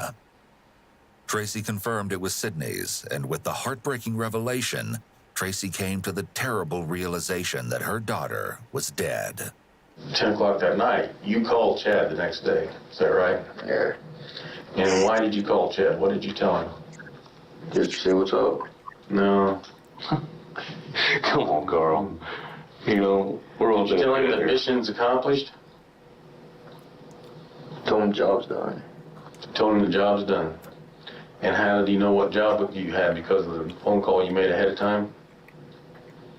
Told him I wanted to go kill somebody. And did you already tell him who that somebody was? Yeah. Right after I got off the phone with Chad. So when you called him before you went to Sydney's, you told him what you were going to do. And you wanted to make sure that he had got Dakota out of there? Yeah. Is that right, or yeah, that's right. Was that the plan? Yeah, just wanted to make sure Dakota was out the house. And he understood why Dakota was going to be out of the house. So you and him had talked about this, planning to do this. Yeah. To Sydney. Carl's voice has become weaker and his words are short and prematurely cut off. He sounds defeated, and for good reason, as we'll soon learn. It was late at night and it was dark, whatever, and them two showed up, and we was outside on my porch. They said we need to talk, whatever, and I had Chase stay on the porch, and we went around the house and talked about it. Said we're going back tonight. You got to go, and I told him I'm not going. I shouldn't have been involved. I didn't want to be involved. Mm-hmm. She was a close friend of mine, and I said I didn't want to be involved. Robbie's show of remorse is too little, too late. Although the shocking truth behind the gruesome murder has been revealed, there's still much more to the story. The detectives are well aware of the truth, however, and they want Chad to reveal his ultimate role. You explained it in a way that's going to make it really easy for us and grand jury, Chad. You understand that? That you're the number one. Those guys that were as loyal to you as dogs. So what you're laying out is there's no possible way they would have done this without your permission. That there's no possible way they would have done that without you telling them to. You just laid that out for us. No, I did not. Yes, you did. Chad is remaining unusually calm for someone who's being accused of giving permission for someone else's murder. He may believe that his reaction is in line with an honest person, but in actuality, someone who's being truthful is more likely to have a strong, adamant denial. Yeah, exactly. Like, he's way too calm when being told he's being accused of such horrible shit. I'm gonna be right back real quick. Hey, babes? Okay. Real quick. What? Don't talk bad about me while I'm gone. Trubisky has a bald spot. What? He has a stinky Chad butt. is like a flaky host and producer. Whenever he's on my streams and we need him, it's like, up, he's gone. His wiener Something looks for funny it, as like- well. What's that? His wiener looks a bit weird too. Yeah, that's why they didn't circumcise him. I see scared, like, show himself without, like, a hat or, like, a hood covering his head. That's his shtick. And even though he's Italian and shtick is, what is it? Hebrew? Jewish? I don't fucking know. He just goes with it. Ooh, I agree with He's Ray. from Botswana, actually. Jab's got, like, a puny bladder and everything. Listen, you weren't supposed to talk about his, the infant bladder syndrome is what it's called, and we weren't supposed to talk about that, but now the cat's out of the bag. Shab's got a bladder about the size of a small marble. So it's like, if he has any more than like 15 milliliters of liquid, he's got to go pee-pee. He's got to be like me, where, like, I drink liters of liquid and then I can't pee at all. Dude, there's been a couple days where I'll fucking drink like a fish, and I just I'm pretty sure chat's wrong on this. It's Atlantean. No, I'm just fucking with Chat and being an asshole now. I'm sorry, Chat. I shouldn't have done that. That was Shabisky's fault because he left me here with these two guys, and I got a bit scared. I'm sorry. It's okay. You're foreign. It's okay. Whoa, that was a little bit racist. Australians, look at what they did to the Aborigines. Whoa, that was a little bit racist. I mean, then go back to the British. Be like, hey, British people, look what you did to Australia. Yeah. You dropped a bunch of criminals off and decided, like, to just give them this continent, allow a bunch of, like, prisoners to rule a continent, and then look at what they're doing to all the koalas, all the Aborigines and stuff. I mean, Jesus. Yeah. You're an invasive species. Wow. Unlike us Americans. Wow. When the British put us here, he took care of the land. He Wow. gave all the natives, like, their reservations and everything. I'm just going to get my internet turned off now. Wow. Goodbye, internet. Goodbye, everybody. See you later. Nicholas says somebody needs a haircut. Who needs a haircut? Chad? My name is Gene. I'm bald. I don't need a haircut. My name is Gene, and my penis is tiny.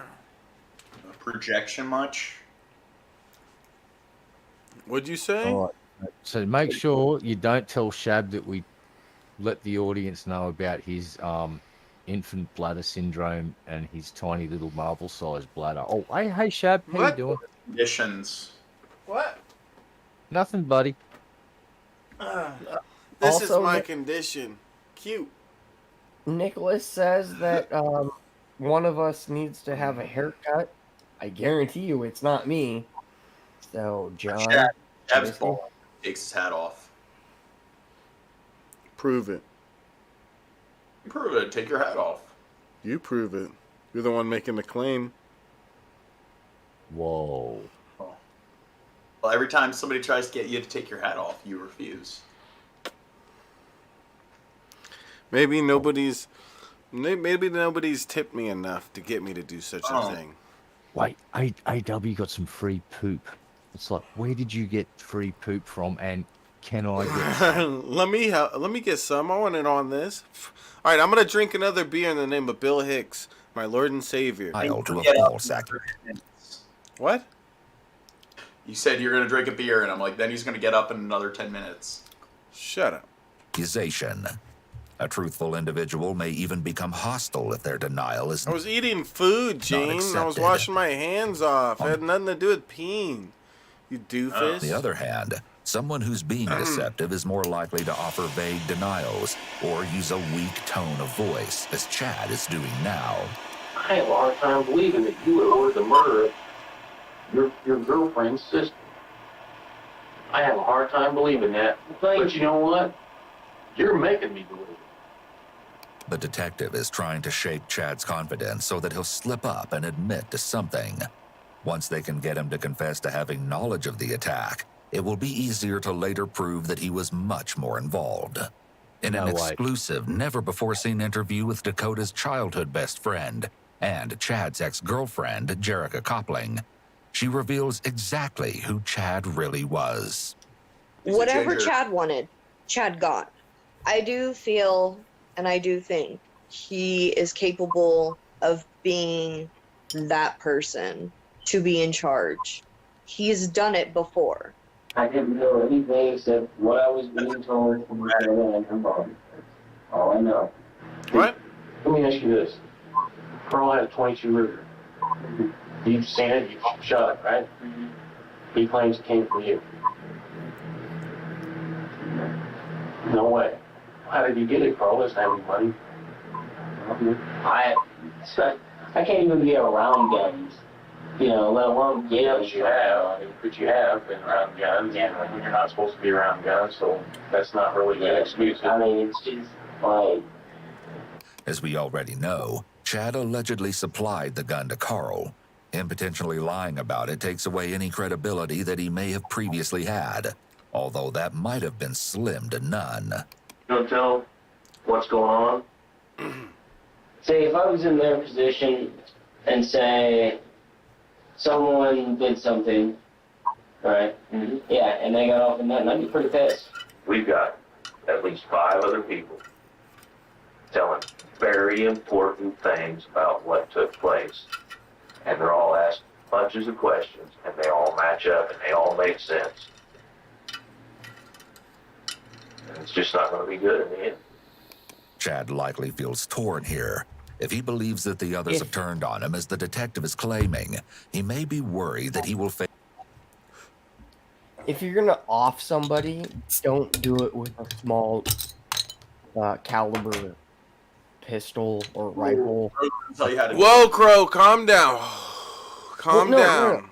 What I'm saying is, a 22 can and might and can just bounce around the skull.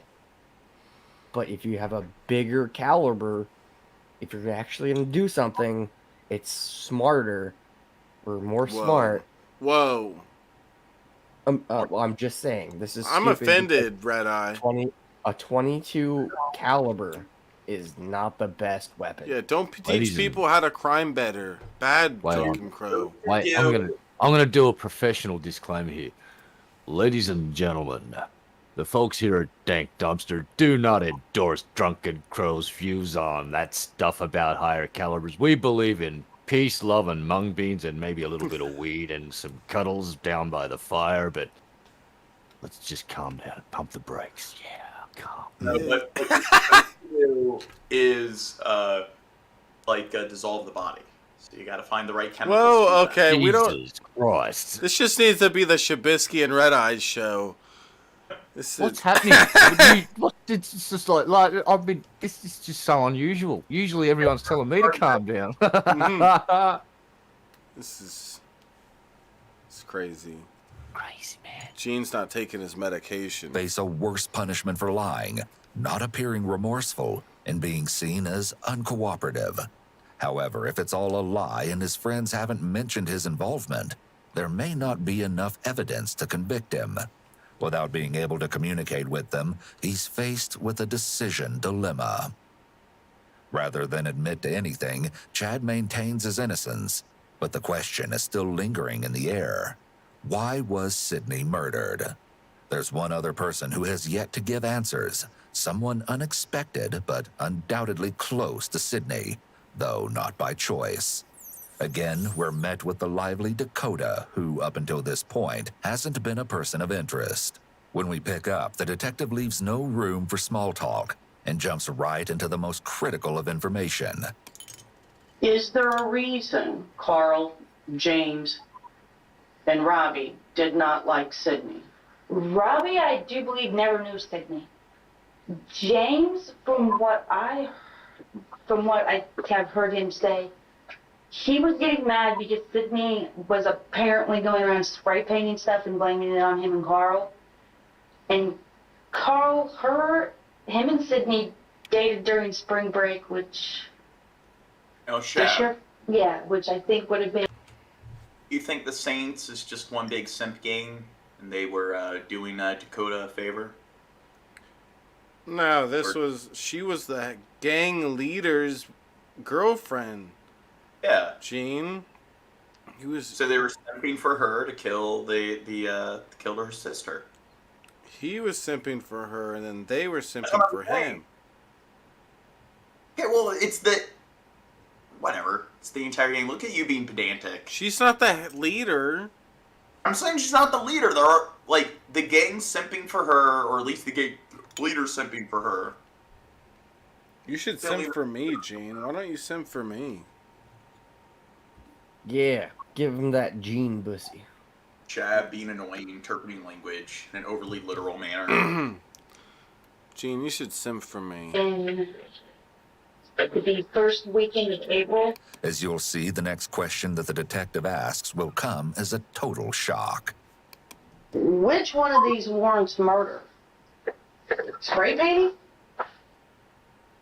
See? No, let's answer my question. We got to stay on track here. Notice how Dakota begins to touch her nose here, possibly indicating that she feels uncomfortable, and is trying to soothe her nervous energy. I like how this old lady investigator's working here. She just gets right up in her face and like, how does that warrant murder? Let's like, she knows she's easy to, because this chick is easy to break, and she knows it. Like, that's what they're trying to do. And one thing they do is they try to have men interrogate men and women interrogate women. Yeah. Oh yeah, that's interesting. I didn't know that. That makes sense. Yeah. Yeah, this interrogator is like right up in it. Like she's doing a good job as far as I see here. And there's something in criminology. People do usually their face when they're lying. That's a good tell for somebody being dishonest. They'll itch their face. Is that what you said? They'll touch their face. Oh, touch their face. Okay. These three. Oh, she's also holding her hands close to her body, and that is a defense mechanism. You avoid eye contact. Well, yeah, that too. You're lying. And then you don't discuss specifics. Another thing people do when they lie is they use roundabout, vague language. And also, if they're trying to remember something, they look up and to the left, I believe. Oh. So, like, oh, where were you on this day? And then they look up to the left, and that's a lie. I don't know if it's the left or the right, but when people try to memorize things, I think they look to the right, and that's and to the left. That's when they're trying to come up with something to say. So when you're trying to conjure up something, that's what I'm trying. Yeah.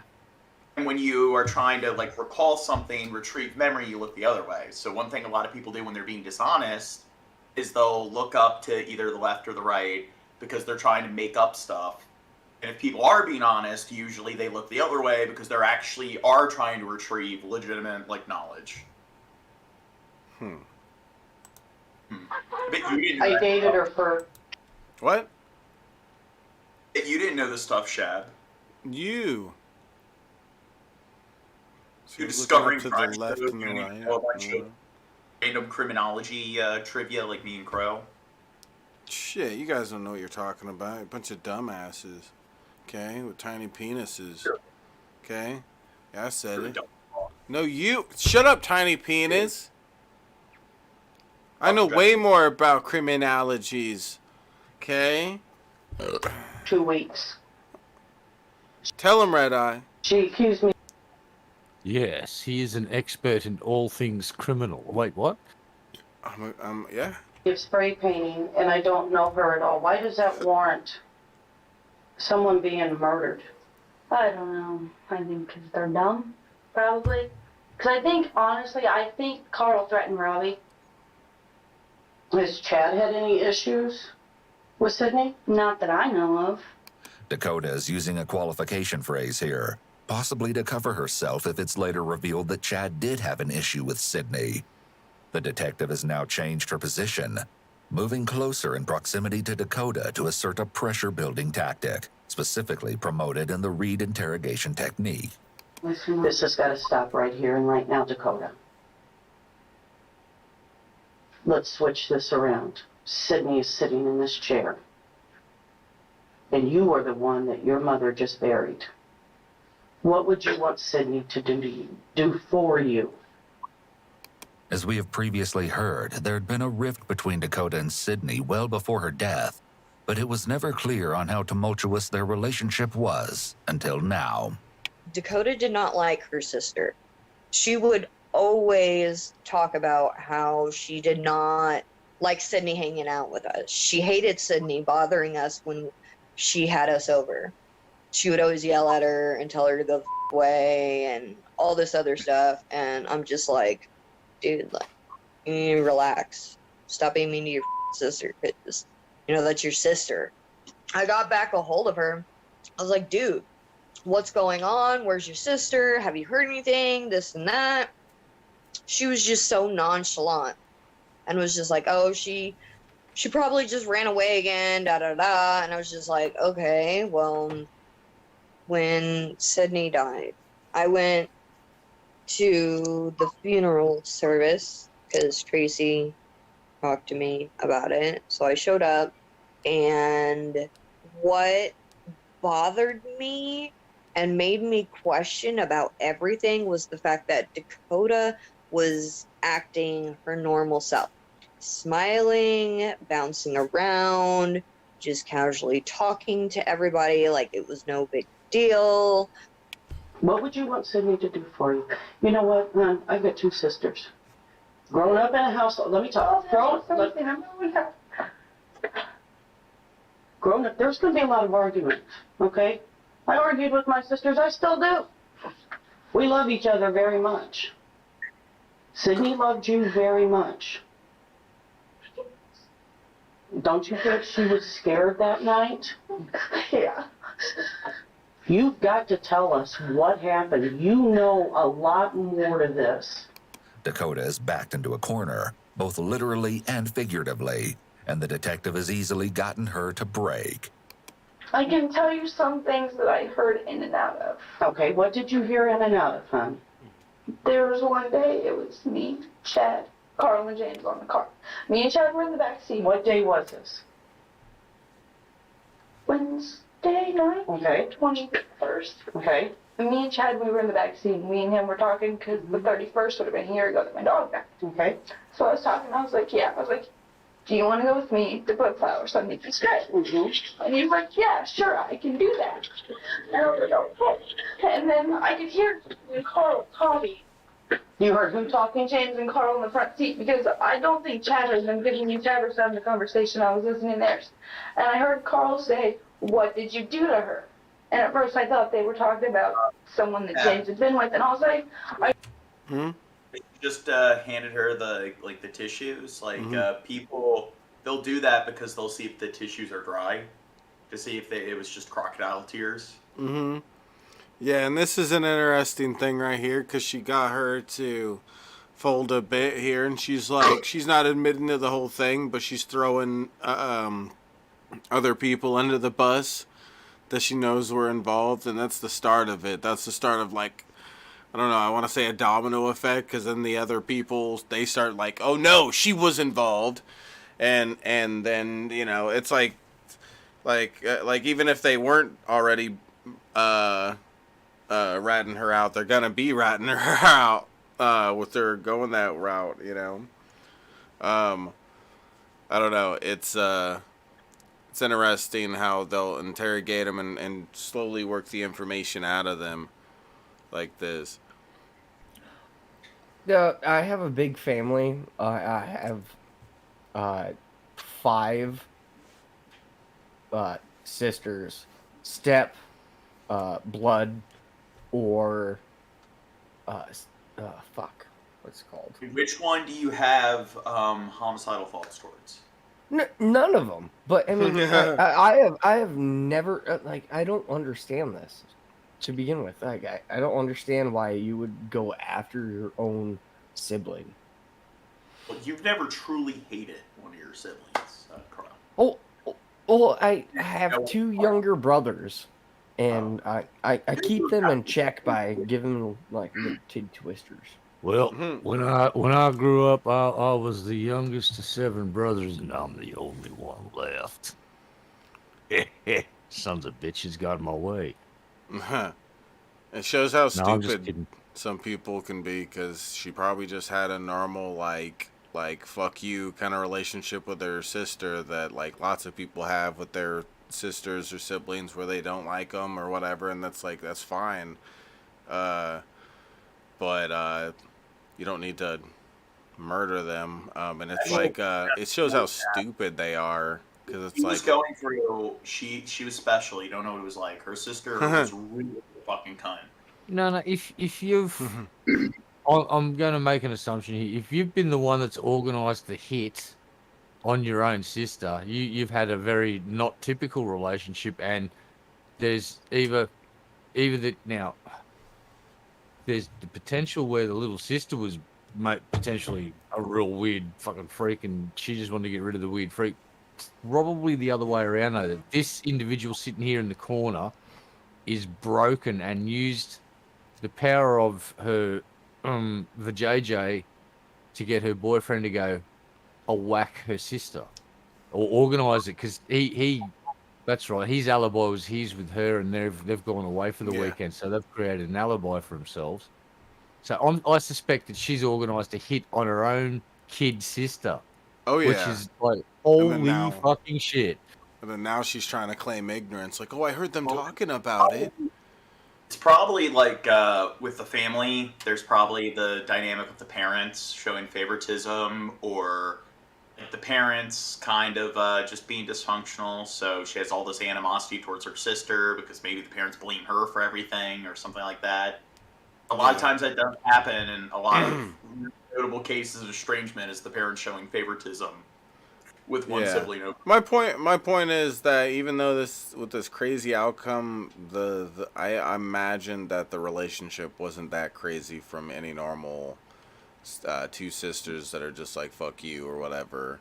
Like, but this bitch decided to go crazy with it, and it's like it shows such stupidity on their part because not only do they ruin their lives, their sisters, but they ruin their own lives along with the process. Like, this bitch is probably still in prison and still gonna be there for a long time, all because she couldn't just be like, yeah, whatever, like, fuck my sister, I'll focus on other things.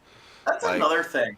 It's like the lack of forward thinking. It's like, how do they think they'll even get away with it? It's like, with how sophisticated forensic science is nowadays, it's just like, even if they, it's like you pretty much know you're gonna go to prison for like 20 fucking years. So I don't get how they like honestly think that there's any. Yeah, you're chance. Almost killing yourself when you do this kind of stuff, because it's just like, if I went and murdered someone tomorrow, it'd just be like, oh yeah, Shabisky, 30 years, you're going to prison for 30 years. Like, oh, okay, so I'm going to come out when I'm in my 60s or whatever, and I wasted away like most of my life, and most of the life that like kind of matters the most is the most important, like maybe age, like ages in your life or whatever. It's just like, may as well killed your fucking self in that process, like, or at least somewhat. Like,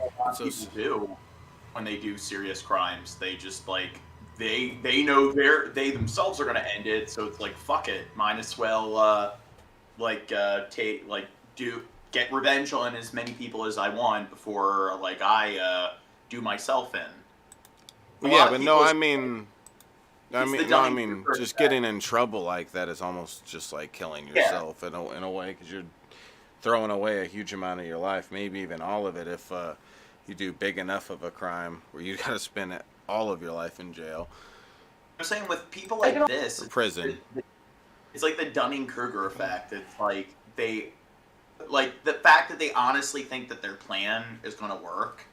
They think that they have an approach to like get away with the murder and deceive the detectives. It's like they clearly are just not that bright, and they're not good at really considering, like, even when I was in high school, I understood how sophisticated forensics is and that there's cameras everywhere. If you were to commit a crime, it's like the likelihood of you getting caught on camera is pretty much like guaranteed. So it's like, I don't get how they think there's any chance of them getting away with it at all. Yeah. Such a lame thing to do with your life too.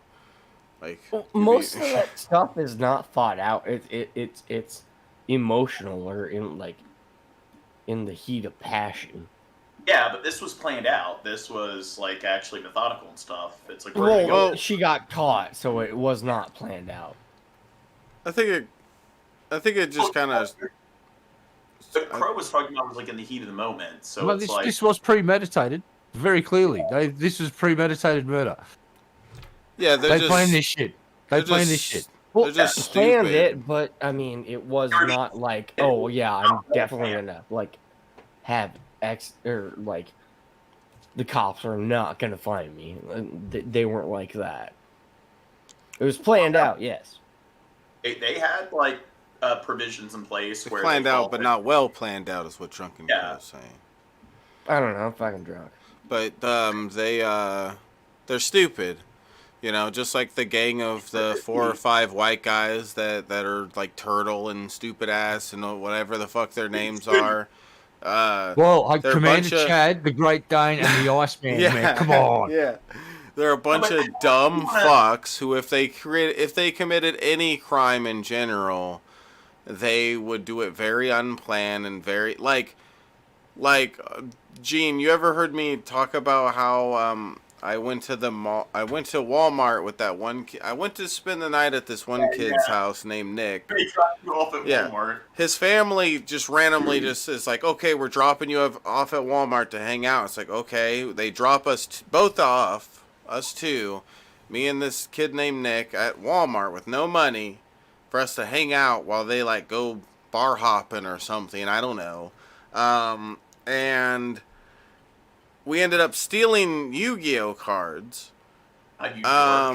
And what I did is I went up to the cards and I had a hoodie on, so I had sleeves, and I grabbed 2 packs looking like it's one kind of thing, with them both stacked up, and I slid the bottom one into my sleeve, and then I took the one and I put it back, and then he just like throws it in his pocket or some bullshit. I don't fucking know, but it's like, and then next thing you know, we go to like the bathroom to unwrap the cards and stuff. On the way, he like unwraps the thing and throws the wrapper in the shoe aisle. And shit, and we get in there, I flush, you know, we steal this shit, whatever, put it with our own cards and stuff. Next thing you know, we're going on our way out of Walmart, and the guy stops us, we get in trouble and everything. What was my point? My point is, like, it's just such stupid, he's like the dumbest criminal ever. If I wouldn't doubt I could have easily got away with what I was doing, even though I shouldn't have been doing it. Your point is that Shabisky has never been caught for getting rid of that security guard because he's still got those freaking Yu-Gi-Oh cards. Yeah, but no, it's just like I was at least somewhat pragmatic about it, or methodical, or whatever. Yeah, like he tried to be stealthy, whereas the other idiot just was like a loudspeaker of theft. Yeah, and it's like that's what these guys are. That's what these 4 or 5 dumbasses with their stupid gang are. They are just that stupid mother. They can't, like, people shouldn't be murdering people and stuff, but let's be honest, people are getting away with it all the time. What you should have It's not dumbasses like this that are getting away with it. People don't get away with murder all the time. That's rare that people get away with it. That Shabisky, that mall or whatever is gonna contact you tomorrow. I want to give John something to think about. How many missing person cases are there in America right now, and what percentage of those were murders that they have gotten away with it nicely and very cleanly? Just food for thought. Yeah, I don't know, Gene. I think there's plenty of people getting away with murders all the time, and it's not dumbass, like, losers sitting around in their trailer drinking Budweiser like, yeah, let's start a gang and call it St. Dick Butts. Yeah, we'll be so cool. If you look into it, like, when there's cases where somebody goes missing and they have no clue where they are, it's, like, all over the media and stuff.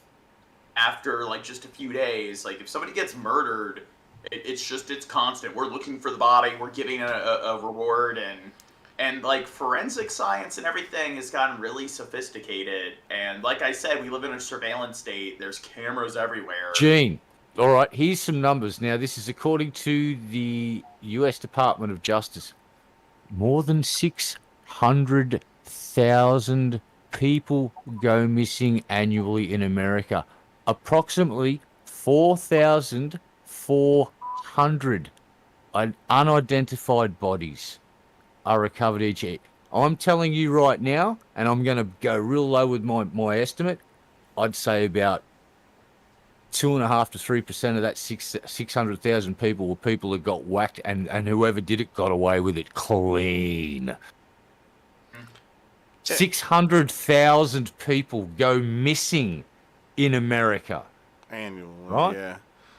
That's a hell of a lot of people, dude.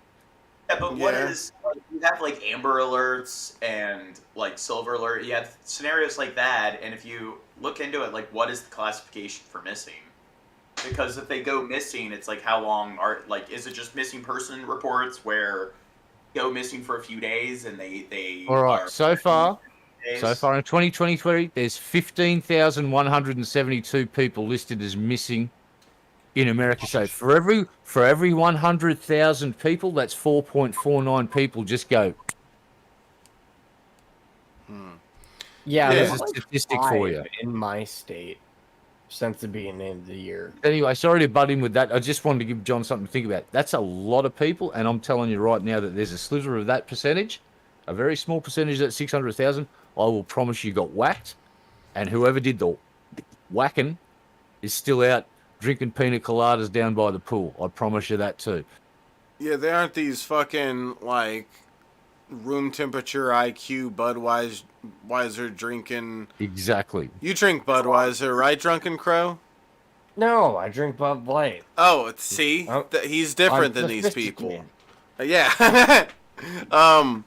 But yeah, my point is they're just they're dumbasses, just like that dude that I knew, where it's just like they don't think things through, and they're not smart enough to think things through. They're just fucking stupid. They just go with the flow, doing stupid bullshit, and don't stop to fucking think for a minute like you should. God, what dumbasses? What dumbasses? Bits and pieces. What bits and pieces were you hearing? I heard Jen say, tied around the only thing up feet. Okay. And then then I heard Carl say, not good. Because he said something before that, and he was like, not good. And James was like, if someone finds her, they can call the cops, and then we get caught. And this was Wednesday. Yeah, and I had no clue what they were talking about, because I was going to think, I was like, what are they talking about? Wait, now she is such a bad liar. This is horrible lying. It's like, well, she's claiming that, like, basically not until this very moment has she realized, like, oh, hey, I was hearing them talk and they were saying, like, oh, we gotta, if someone finds the body, we'll get in trouble and stuff like that. And she didn't realize what it is, it seems, until this very moment for some reason. Oh. She's just now starting to get what she was hearing, what she heard that day. You could claim that she didn't think it was her sister they were talking about, like they were. Yeah, it's this bullshit. She's gonna claim. She's gonna try to play the dumb game. She's gonna claim ignorance. Oh no, I didn't even know. They didn't like her. I guess I didn't even know that. Wednesday, July 21st. Ditzy blonde airhead defense. Yeah. What? I didn't plan out this murder of my very own sister or nothing. Heck no. It's like we did videos of that one woman who tried to hire a undercover cop. She didn't know it was a cop to assassinate her husband. And then they take her in, and like literally the detective who she thought was the hitman was there. It's like, do you know this man? What? Was that one of the high crimes episode? No, it was on PPP, and and it was also like they show her the video of her in the car, like going through the negotiations with the undercover cop, and she's like, huh, what, huh, and it's like these are the kind of people where it's just compartmentalism, pathological lying to the apex. It's like clinical denialism. Yeah. It's because they don't plan it out, and then they're caught, and then they don't know what else to do other than play stupid or something. That's the best idea they can come up with. They're just fucking dumbasses. Well, I didn't know. In our community, when we've like banned people and they're trying to like make excuses, and you're like we're giving them receipts and things that they can't deny, and they're in a bottleneck, and they sit there and they're like, well, I don't know. Huh? And it's just like... Right? I'm tired of Drunken Crow doing that. What? No, I've actually thought thoroughly about how to get rid of someone. Whoa, okay, calm down. Moving on. Group was heading to Nashville, Illinois to pick up some K2, a synthetic cannabinoid, when Dakota allegedly overheard the chilling conversation. But did she really just hear these things, or did she actually take part in the discussion? Jack, stop it. Being annoying, but stop. Dude. Get Jack abusing Shab. Dude, Jack's planning like a hit on Shab. He's gonna whack Shab. Yeah, I mean, like if Shabisky like offed someone, and then there was like a little bit of like DNA, and the cops were like, oh, "This comes from a cat," and Jack's just like, "It's me." My cat's being a butthead. The cat's gonna fuck you over. Yeah, we have a theory that Jack's is planning out like a whack on you. Yeah, he's been trying that for a while. Never works. There's me one thing I want you to answer me very honestly. Why did Chad order the murder of your sister, Sydney? He ordered it? Why did he order that? Why did he want her killed? He ordered? Why did he want her killed? I don't know. Did he order? Why did he want her killed? I didn't even know that he wanted her killed. Answer my question, Dakota. I really don't know. Repeating the question can be a possible indication of deception. There are two purposes to this. One, the suspect doesn't want there to be an uncomfortable silence after a loaded question, as it may look suspicious. And two, they need time to think as they're likely unprepared and don't know how to answer. It's also a red flag that Dakota does not adamantly deny that Chad was capable of doing this, but instead offers vague answers like, "I don't know." It should be pretty upsetting to find out that your boyfriend ordered the murder of your little sister. But Dakota doesn't show any strong reaction to the news. And despite her persistent claims that she was unaware, Dakota says that Friday, July 23rd, the P-Town Saints had gathered at Carl's grandpa's house, where she states another exchange of words had occurred. What was discussed about Sydney out there? Nothing was said about Sydney. Really? Not that I know of. Again, Dakota is using a qualification phrase to cover her tracks, although this doesn't really help her case. Nobody said anything about Sydney. I think Carl kept asking if we were looking for her and if we had found her yet. Because he was like, "Have you found Sydney yet? Have you found Sydney yet? Where are you looking at? Where are you looking at?" Okay, what if I told you that the people who you named off were out there that we have interviewed? And you guys all discussed Sydney. I do not remember. Let's don't go there, Dakota. Let's don't go there. Okay? It's kind Said, yeah, Dakota. And you start being honest. I'm tired of this. It's warm in here. It's like, what about people who just are nervous in general? I could see how people, even if they're innocent and they're in these situations, why they might be kind of intimidated and anxious and fidgeting and so forth. So I don't think it's really fair to be like, yeah, let's just immediately associate this with like guilt. Well, you can't be like, "Oh yeah, unguilty," or they're not guilty for the same fucking reasons. Yeah, but they also show that there's people who are like sociopaths. They got antisocial personality disorder. They're all slunched and they don't give two shits. So they show signs of people who are really guilty and they just are like cold stone and everything and have their poker face. And then there's people who might just be anxious kind of personalities in general, or just being in any situation like this, no matter how innocent they are. She's stupid though. Her story is stupid already. Like right off the bat, she comes in with like plain ignorance, and then she's like, "Well, I did hear them talking about like if somebody found the body, they'd get in trouble and stuff. I didn't." It's already getting real silly real quick. She's not a good liar, not at all. Like no activity in the chat. Because they hate you. Yeah, John. It's because you suck. Guys, come through with more tips. Let's get a quarter of the way on the goal. We're $18 away. You think we could do that, Gene? I think you're begging a piece of shit. Yeah. Yeah, but why don't you try to, promise more Patreon content? Guys, I'll promise more Patreon content. But what would you promise to people if you, meet the goal? More Patreon content. Oh, so will you actually, dedicate or I don't know, commit to a specific video? A specific video? Oh, you mean like a movie or something? No, you need to be like, hey, if we fill the goal, we will do a patron show on this specific topic or this specific thing, based on what the patrons want or people in the chat want. Do they want that? An actual private stream.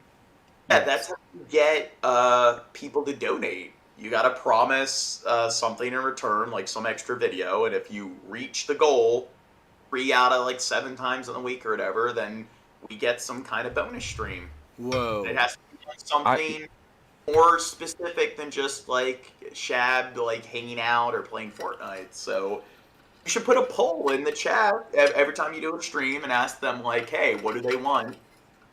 And then quick suggestion, maybe do something like that over on a platform like Rumble, for instance, and don't save what you do. Just it's a one-shot deal because, well, they allow slightly more risque content to be played.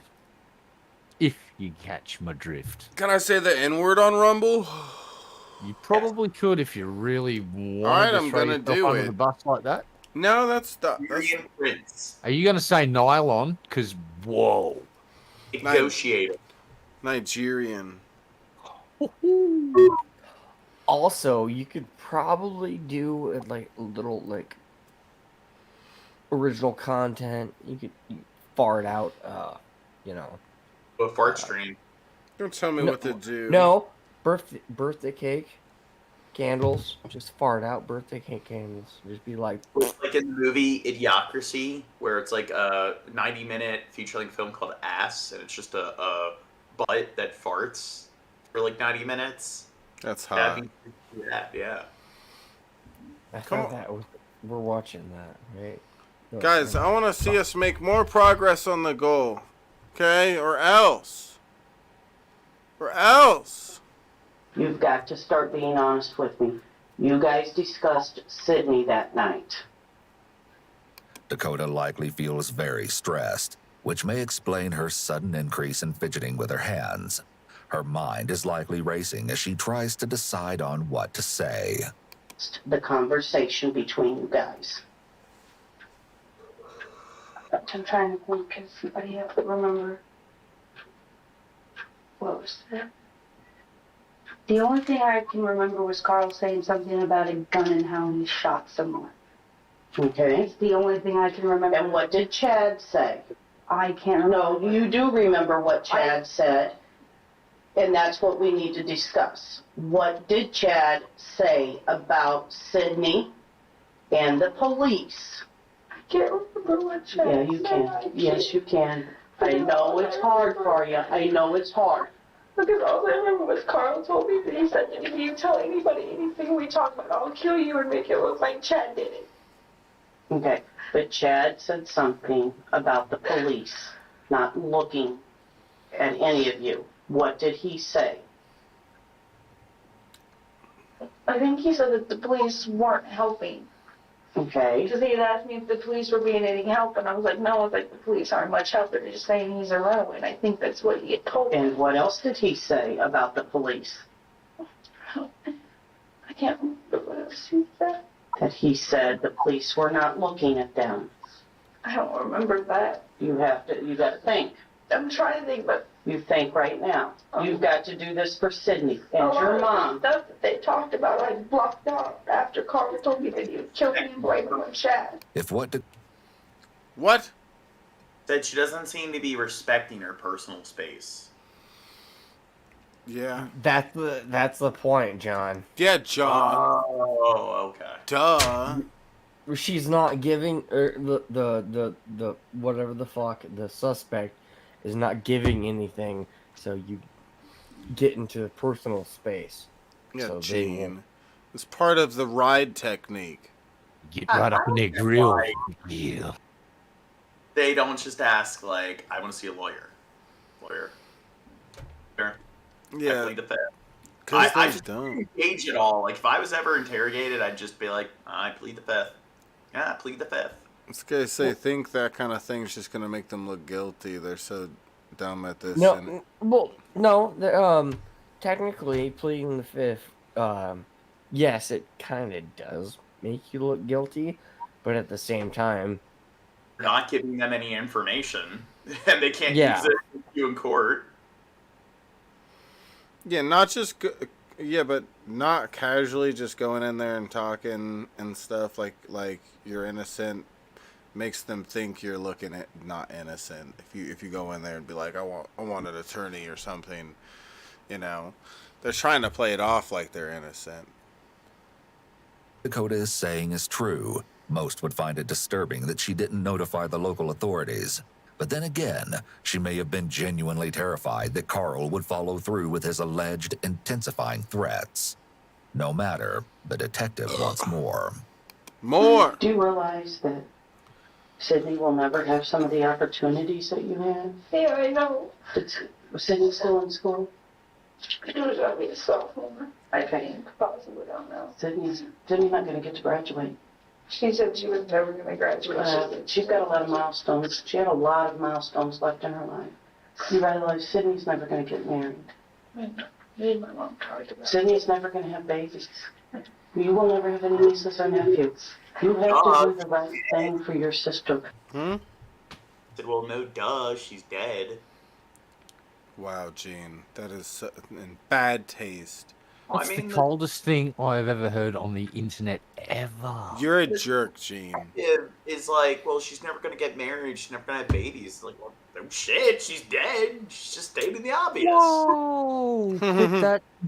Just send it to everybody's mum so they can just Gene ring Gene's mum and exposed. go, wow. Gene exposed. Gene exposed. She had a lot taken away from her. I'm gonna call my mom now. Your mom had a lot taken away from her.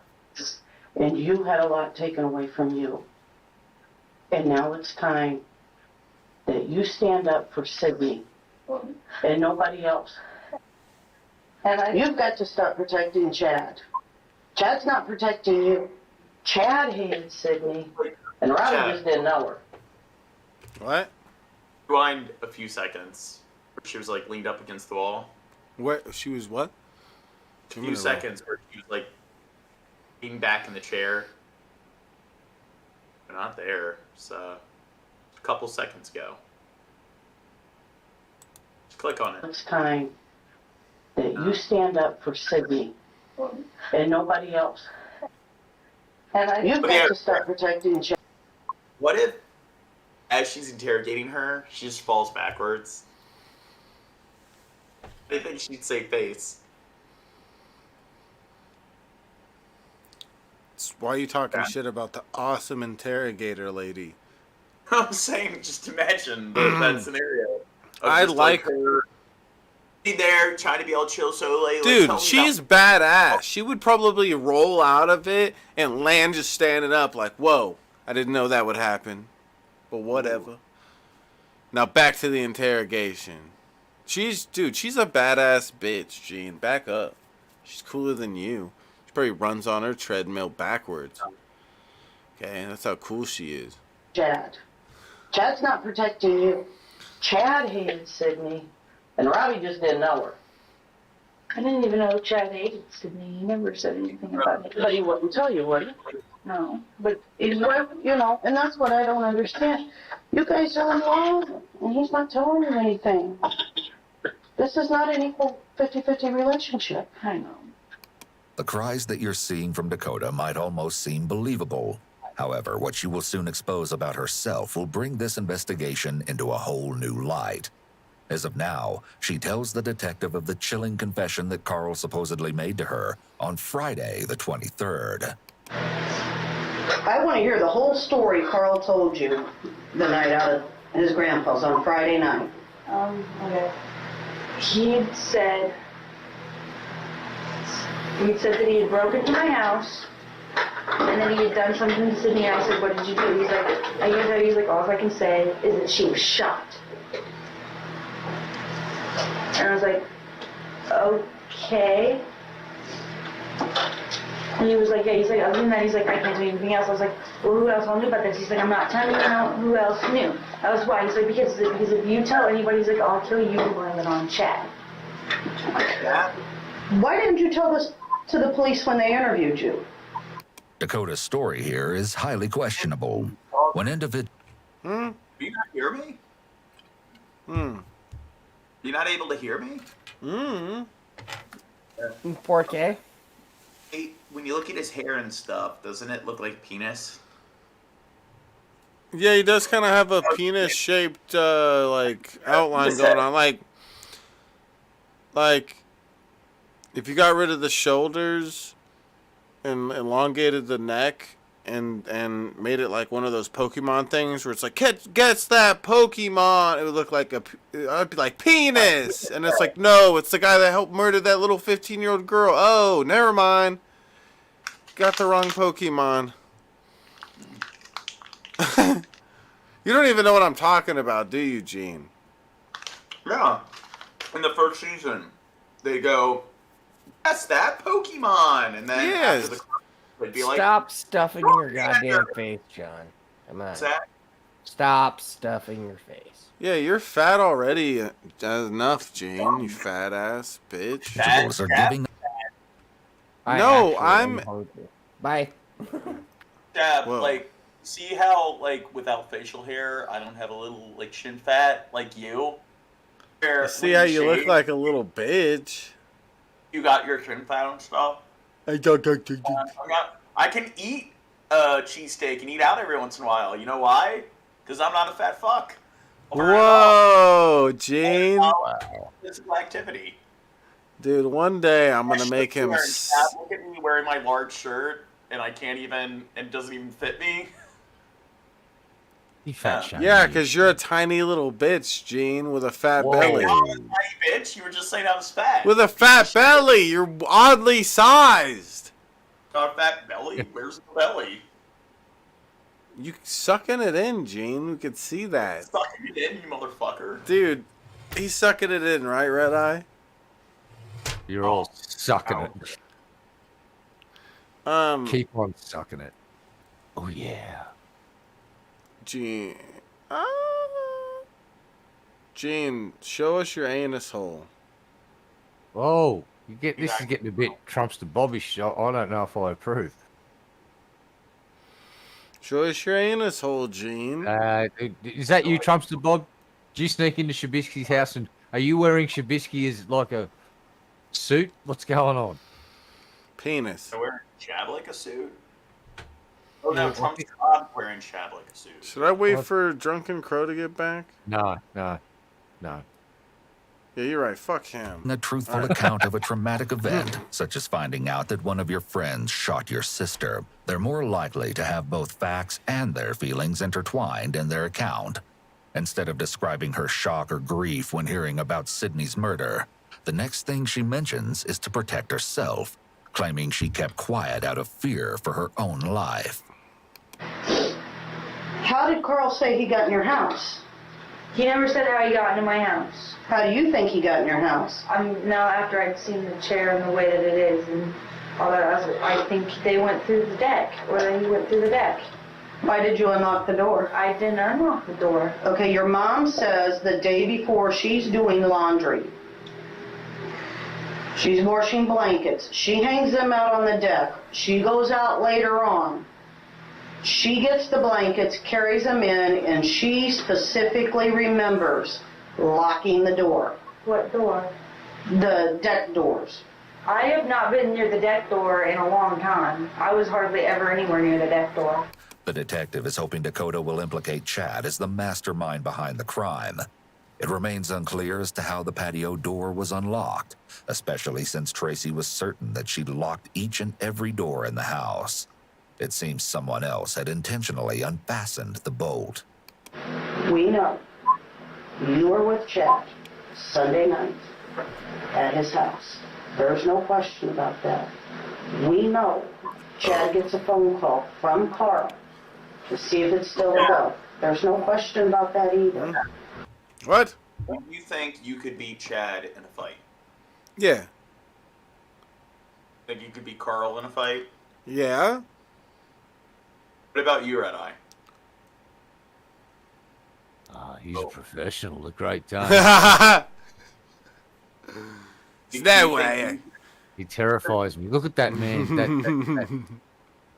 Like that proud, shroom, phallic-like head shape. Yeah, you know he ate a lot of hot Cheetos in his days, this badass. Ooh. To be fair, like, he probably has that, like, crazy people strength. Like, Jared Genesis probably could kick a lot of people's asses.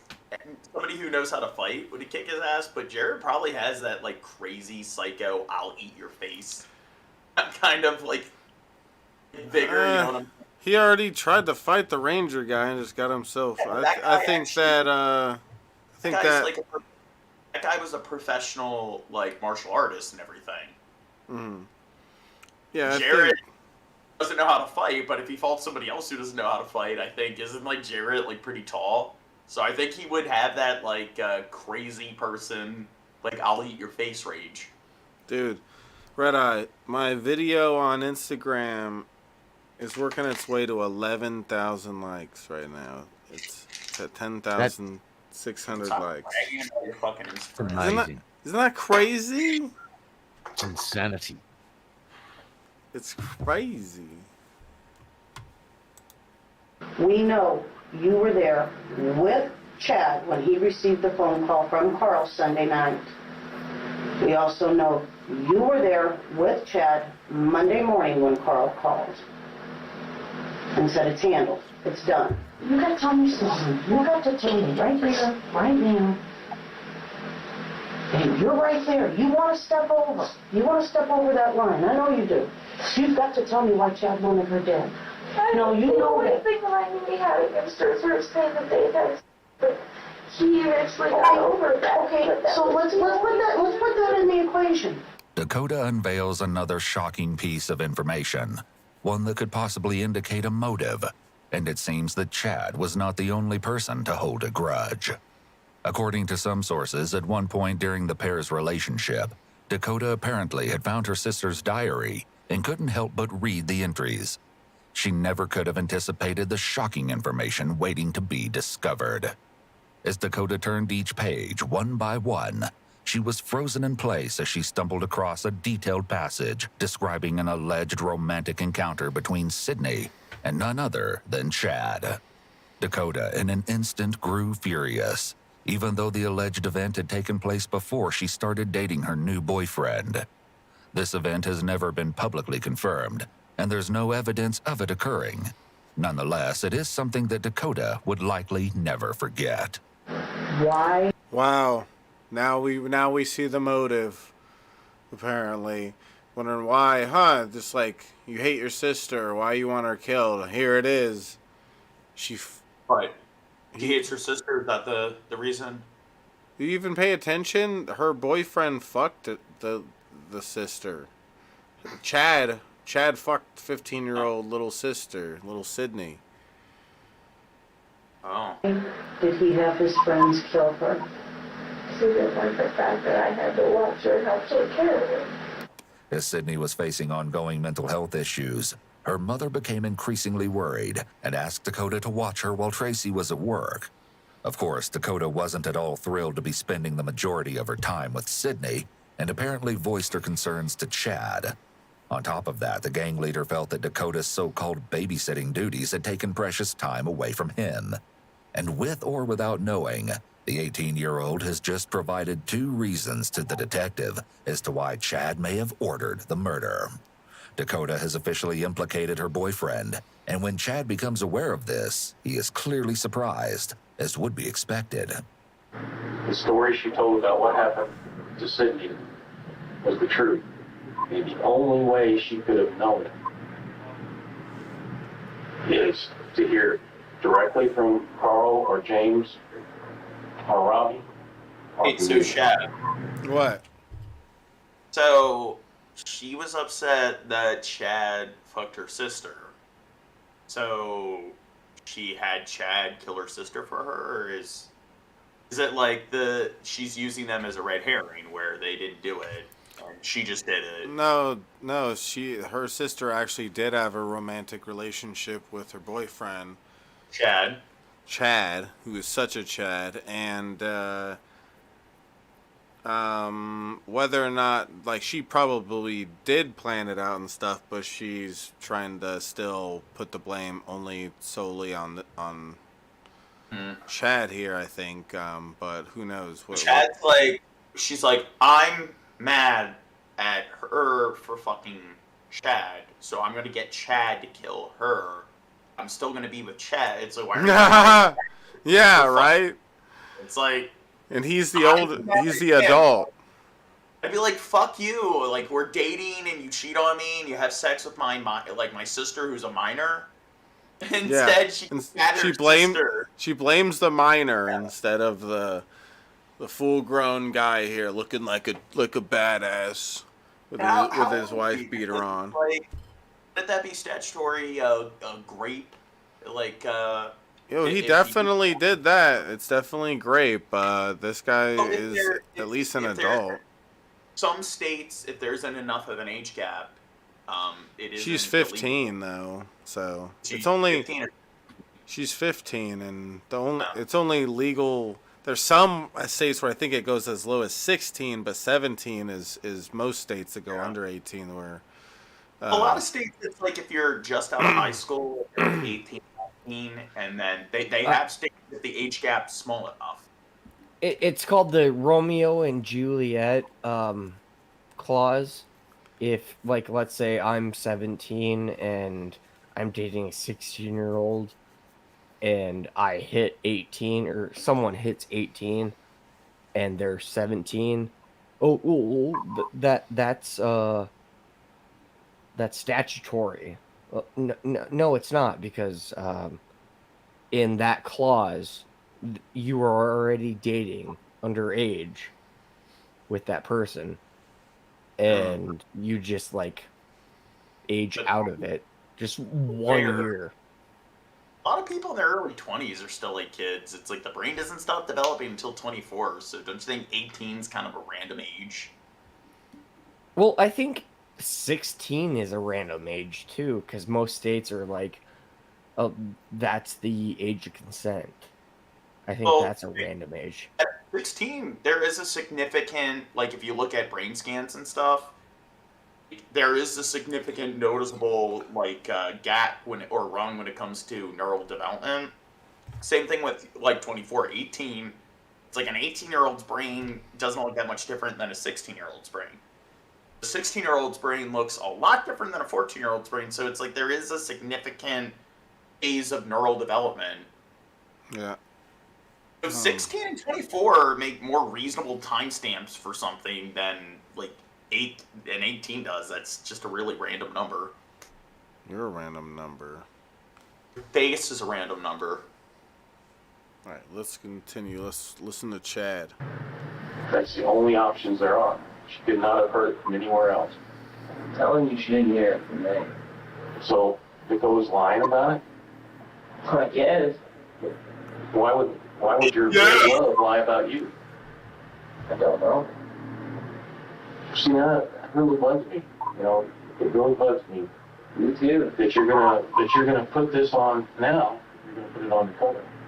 I'm not putting anything on anyone. Well, sure you are. If you're just calling her a liar. You just Yeah, called her a liar. No, that's what it sounds like. So you put it on her now that she's lying about you. Well, put yourself in our position. Who are we gonna believe? And we know she didn't hear it from us, because we haven't told anybody. Well, I'm positive she didn't hear it from me. Well, I'm pretty positive she didn't hear it from James or Carl or Robbie. That only leaves you. But it didn't come from them. She's positive that it did. But it didn't. You know, what I don't understand is this. You want to get clear of all this stuff. You want to back out of the gang. Yeah, James Bond's fading back. Want your gang cred?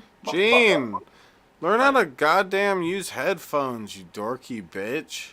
What do you mean? Because we're hearing feedback and shit from you. But just now? Yeah, while we were playing the video, you dorky bitch. Fuck. At least it wasn't the fucking alarms that one time. Okay. Gene, you need to learn how to use headphones. You're a bad boy. Tell the truth about something like this. You're not going to tell the truth about the fact that Carl or James or both told you what happened that night. You're not going to support your supposed lover. You know, here you are. You're so worried about yourself that you won't even tell the truth when it comes down to something that as serious as murder. You know, what kind of standing up is that for anything? The detectives have cleverly pitted Dakota and Chad against one another, but the P-Town leader holds steady on his position that he did not have any involvement in the murder. Although he did showcase some unusual behavior following Sydney's death, especially at her funeral. Chad's behavior. He was crying. Chad doesn't cry.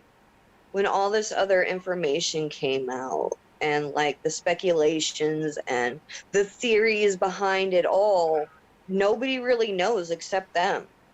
When we return to Dakota, the detective is in pursuit of details surrounding the planning. But it won't be until the next day, when Dakota is brought in for additional questioning, that we hear the specifics, and they are quite alarming. If you think you've heard just about everything, wait until the shocking pieces of the puzzle are finally put together.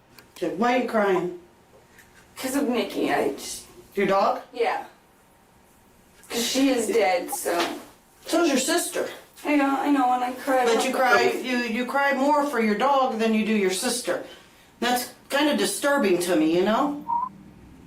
Dakota is hiding a dark secret, one that not even her closest friend saw coming.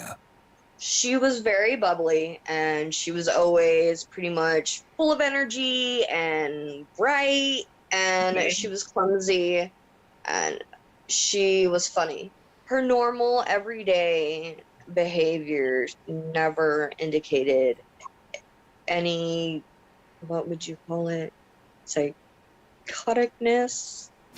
When and where were you, Chad, Carl, James, and Robbie at when whoever said, we're gonna murder Sydney? Robbie wasn't even in the picture. Okay, so who was all there? It was just Carl, James, Chad. When was it? About May. Okay, and who brought the conversation up? Carl did. And what was the conversation? Carl was like, one day I'd love to kill all the whores who me over. And then James is like, who? He's like, mainly Sydney and Bobby. Bobby's a girl. Yeah. But just a few minutes ago you said Chad told them. Chad told him that he did want Sydney dead. Carl, a deceivingly reserved person, has had a most turbulent past, and one of his ex-girlfriends, Bobby Elder, was able to see his darkest sides. While dating, Bobby recalled that at one time, Carl allegedly pointed a gun and threatened to shoot her, while simultaneously attempting to take his own life with the deadly weapon. The traumatized girl would remember what he said during the terrifying incident for the rest of her life. The voices won't stop telling me to kill you, Bobby. Soon after that, the pair decided to split up, but that wouldn't stop the scorned ex from enacting the most violent behavior that Bobby had ever witnessed from Carl. In that disturbingly memorable instance, Carl allegedly threatened to shoot Bobby along with everyone in her house and vowed to burn the residence down. Along with this, he allegedly stalked Bobby and her new boyfriend, Joseph Whaley, who had previously been married to Carl's sister. The gang member would supposedly insinuate the use of a gun with his hand and give out a warning to his ex-brother-in-law, "You're next." In addition to the threats, Chad and Carl had allegedly committed a callous act. It said that they shot Bobby's pet cat 15 times and left it for dead. Animal abuse is associated with additional violent crime like domestic violence, assault, and homicide. So it's unsurprising that they could do something so sinister. But as we've already found out, this is only a sliver of what they were truly capable of. But just a few minutes ago, you said... I just want to say, Chad. you shoot my pet just once, up to 15 times, I'm going to track your ass down. That is a John Wick scenario. Wait, just once 15 times? So what if One, they do no, 15 times? once or up to 15 times. That's a John Wick scenario. You're gonna Minecraft a motherfucker.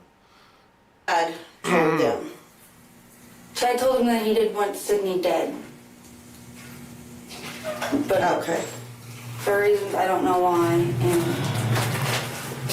We're just gonna go in circles, aren't we, Dakota? well, I'm trying to tell you, but like You're trying to tell me anything you can tell me that's gonna put everything on James, Carl, and Robbie Robbie wasn't in the picture of any. for the death of your sister. And there's more to it than just those three. This interrogation is mostly a replication of the day before. And because Dakota is unwilling to give any further information, she's arrested and charged with obstruction of justice. She's eventually released to home confinement. But in the future, we hear from Sydney's sister yet again. And this time, nothing will be left on the table. Hey, Dakota, come here for a second. Go ahead and turn around, put your hand back, okay? You're being under arrest for murder, all right? Why? If you want, you never mom your Here, put your Why? hand What is going on? on your back. On your back. Murder. What? I don't know what to do. What? Just call Grandma and Grandpa and tell them that they need to pull County call away. 7, female 10. Here, help her put on her shoes, okay? After the trauma of Sydney's murder, it's no surprise that Dakota's mother is hysterical and seemingly not reacting to what's happening. She's already lost one daughter, and she doesn't want to lose another. Although there's been an ongoing investigation into her sister's death, Dakota may have thought that her name had been cleared in the process. It would be 2 years before she's brought back in for questioning, and in that time, the evidence against her has drastically mounted. It's October 5th, 2012. Now the entirety of the sick and twisted truth will finally be revealed. Let's get over the hump and let's talk about this door. Let's get this door out once and for all. You hear me? Once and for all. What did you do to that door? Tell me. Huh? What did you... What, Gene? Now her hair's pink. Yeah? You don't like pink hair. Well, I'm just saying that. Why is it always the women with like pink and blue hair dye who are the fucking crazy ones? Can't believe you. You're a bigot, You do. Gene. You're a bigot. Okay, look at me. Take your hands away from your mouth and look at me. What did he do? He told me to unlock the door, but he never said lock. And you unlocked the door. So you're telling us, what are you telling us as far as what your knowledge is about the door being left unlocked when you were asked to do that and you did it? What did you think was going to take place? They were just gonna scare her. Okay, so that's what you're saying. It's not that you knew for sure they were going to go in and do it and kill her that night. In a gut-wrenching confession, Dakota has now admitted that she did, in fact, leave the patio door unlocked. And although she provides a justification, it's clear that the detectives aren't buying it. Now, you're at different meetings. They're plotting. You know, you brought out the first time we knew that they were conspiring to kill your mom. What was talked about if your mom woke up?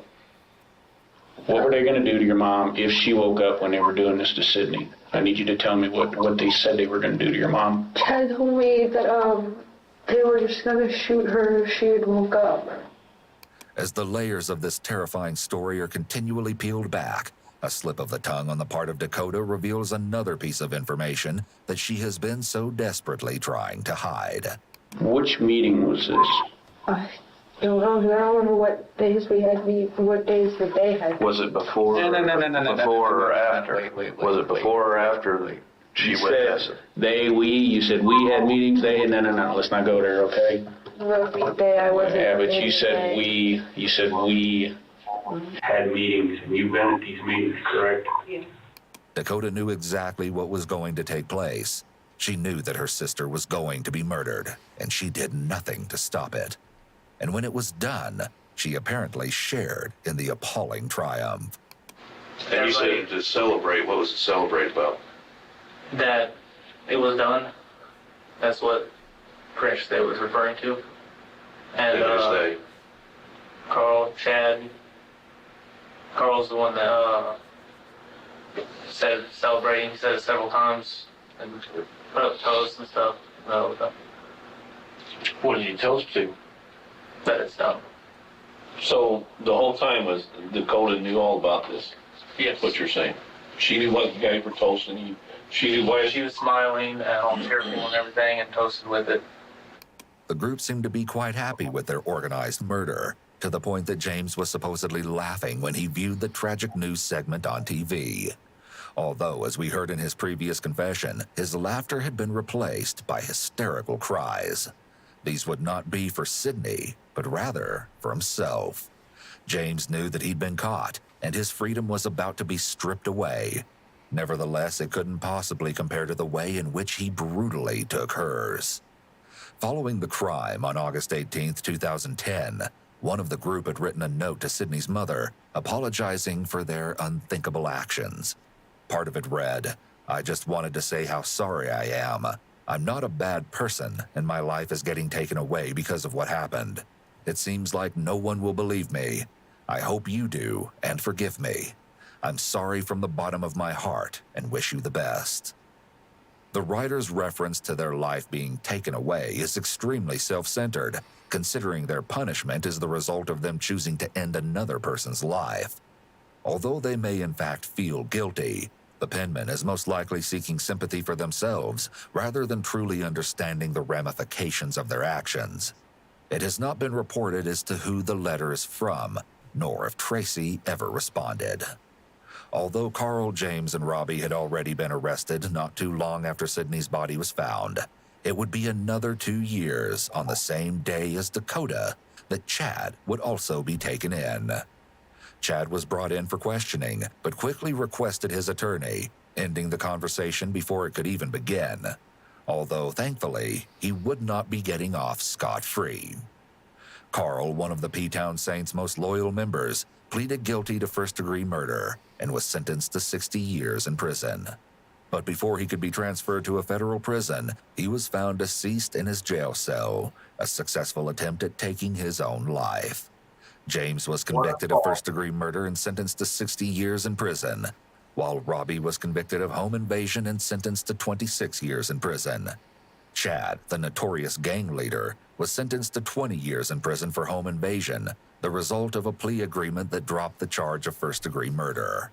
And finally, Dakota, who some would say was the actual mastermind behind her sister's murder, pleaded guilty to home invasion as part of a plea agreement. As a result, prosecutors dropped murder, kidnapping, and burglary charges. She was sentenced to 26 years, but could be released from prison as early as 2023. Oh, damn. It is 2023. No, it's not. No, it's not. It's only 2022. She's not getting out yet. We're perfectly safe. So what? Like a lot of things, like which things specifically. The Dakota got 26 years, Gene, Mr. Phone Guy. Oh. But she could get out this year, 2023. So you better look out, bitch. He's coming for you. Again, there's been plenty of times where I don't like my little brothers, but I keep them in check. Twisters and like wet willies and stuff. Yeah, like but that. did any of them fuck your girlfriend? Maybe. But yeah, I would never go as far as being like, yeah, my brother needs this. He like shot to like right in the back of the head. I would never do that. I mean, Bro. What? I said I think you're giving yourself too much credit, Crow. Oh, so you think I'm a mastermind murderer or some shit like You're that? a bad guy. That's what you are. So, I guess I'm going to end the stream in a minute. If anybody wants to come through with any last minute tips, now would be the time, guys, to do Chad, such a thing. because What? He doesn't shut up about tips. What? Tip Chad because he doesn't shut the fuck up about tips. You shut up. You're a grifter, Gene. Huh. Guys, type 1 in the chat if you think Gene's a grifter. That's just you appealing to your sycophants again. Okay. Well. John, are you gonna change your hairstyle? What do you mean? What do you mean? What do you mean? Like, I've changed it at all. Usually, if I'm not wearing a hat, I usually do wear the ponytail and stuff. Yeah, but I mean, like, are you gonna like? You need to change it. Come on. For the views, like, get a mohawk or grow a mullet or something like that. Come on. Mm-mm. Get some cornrows. I'm just doing this because my hat's in the wash. What a dork. Well, alright. I guess I'm gonna end this stream. And I'm gonna go cry myself to sleep, guys. Like, honest red? Yeah? Honest red, you cry yourself to sleep all the time? Yeah? So, thanks for hanging out with me, guys. On this cool murder show. Murder. Thank you. Murders. Yeah. Alright. Give the It's stream a fun. like. Give the stream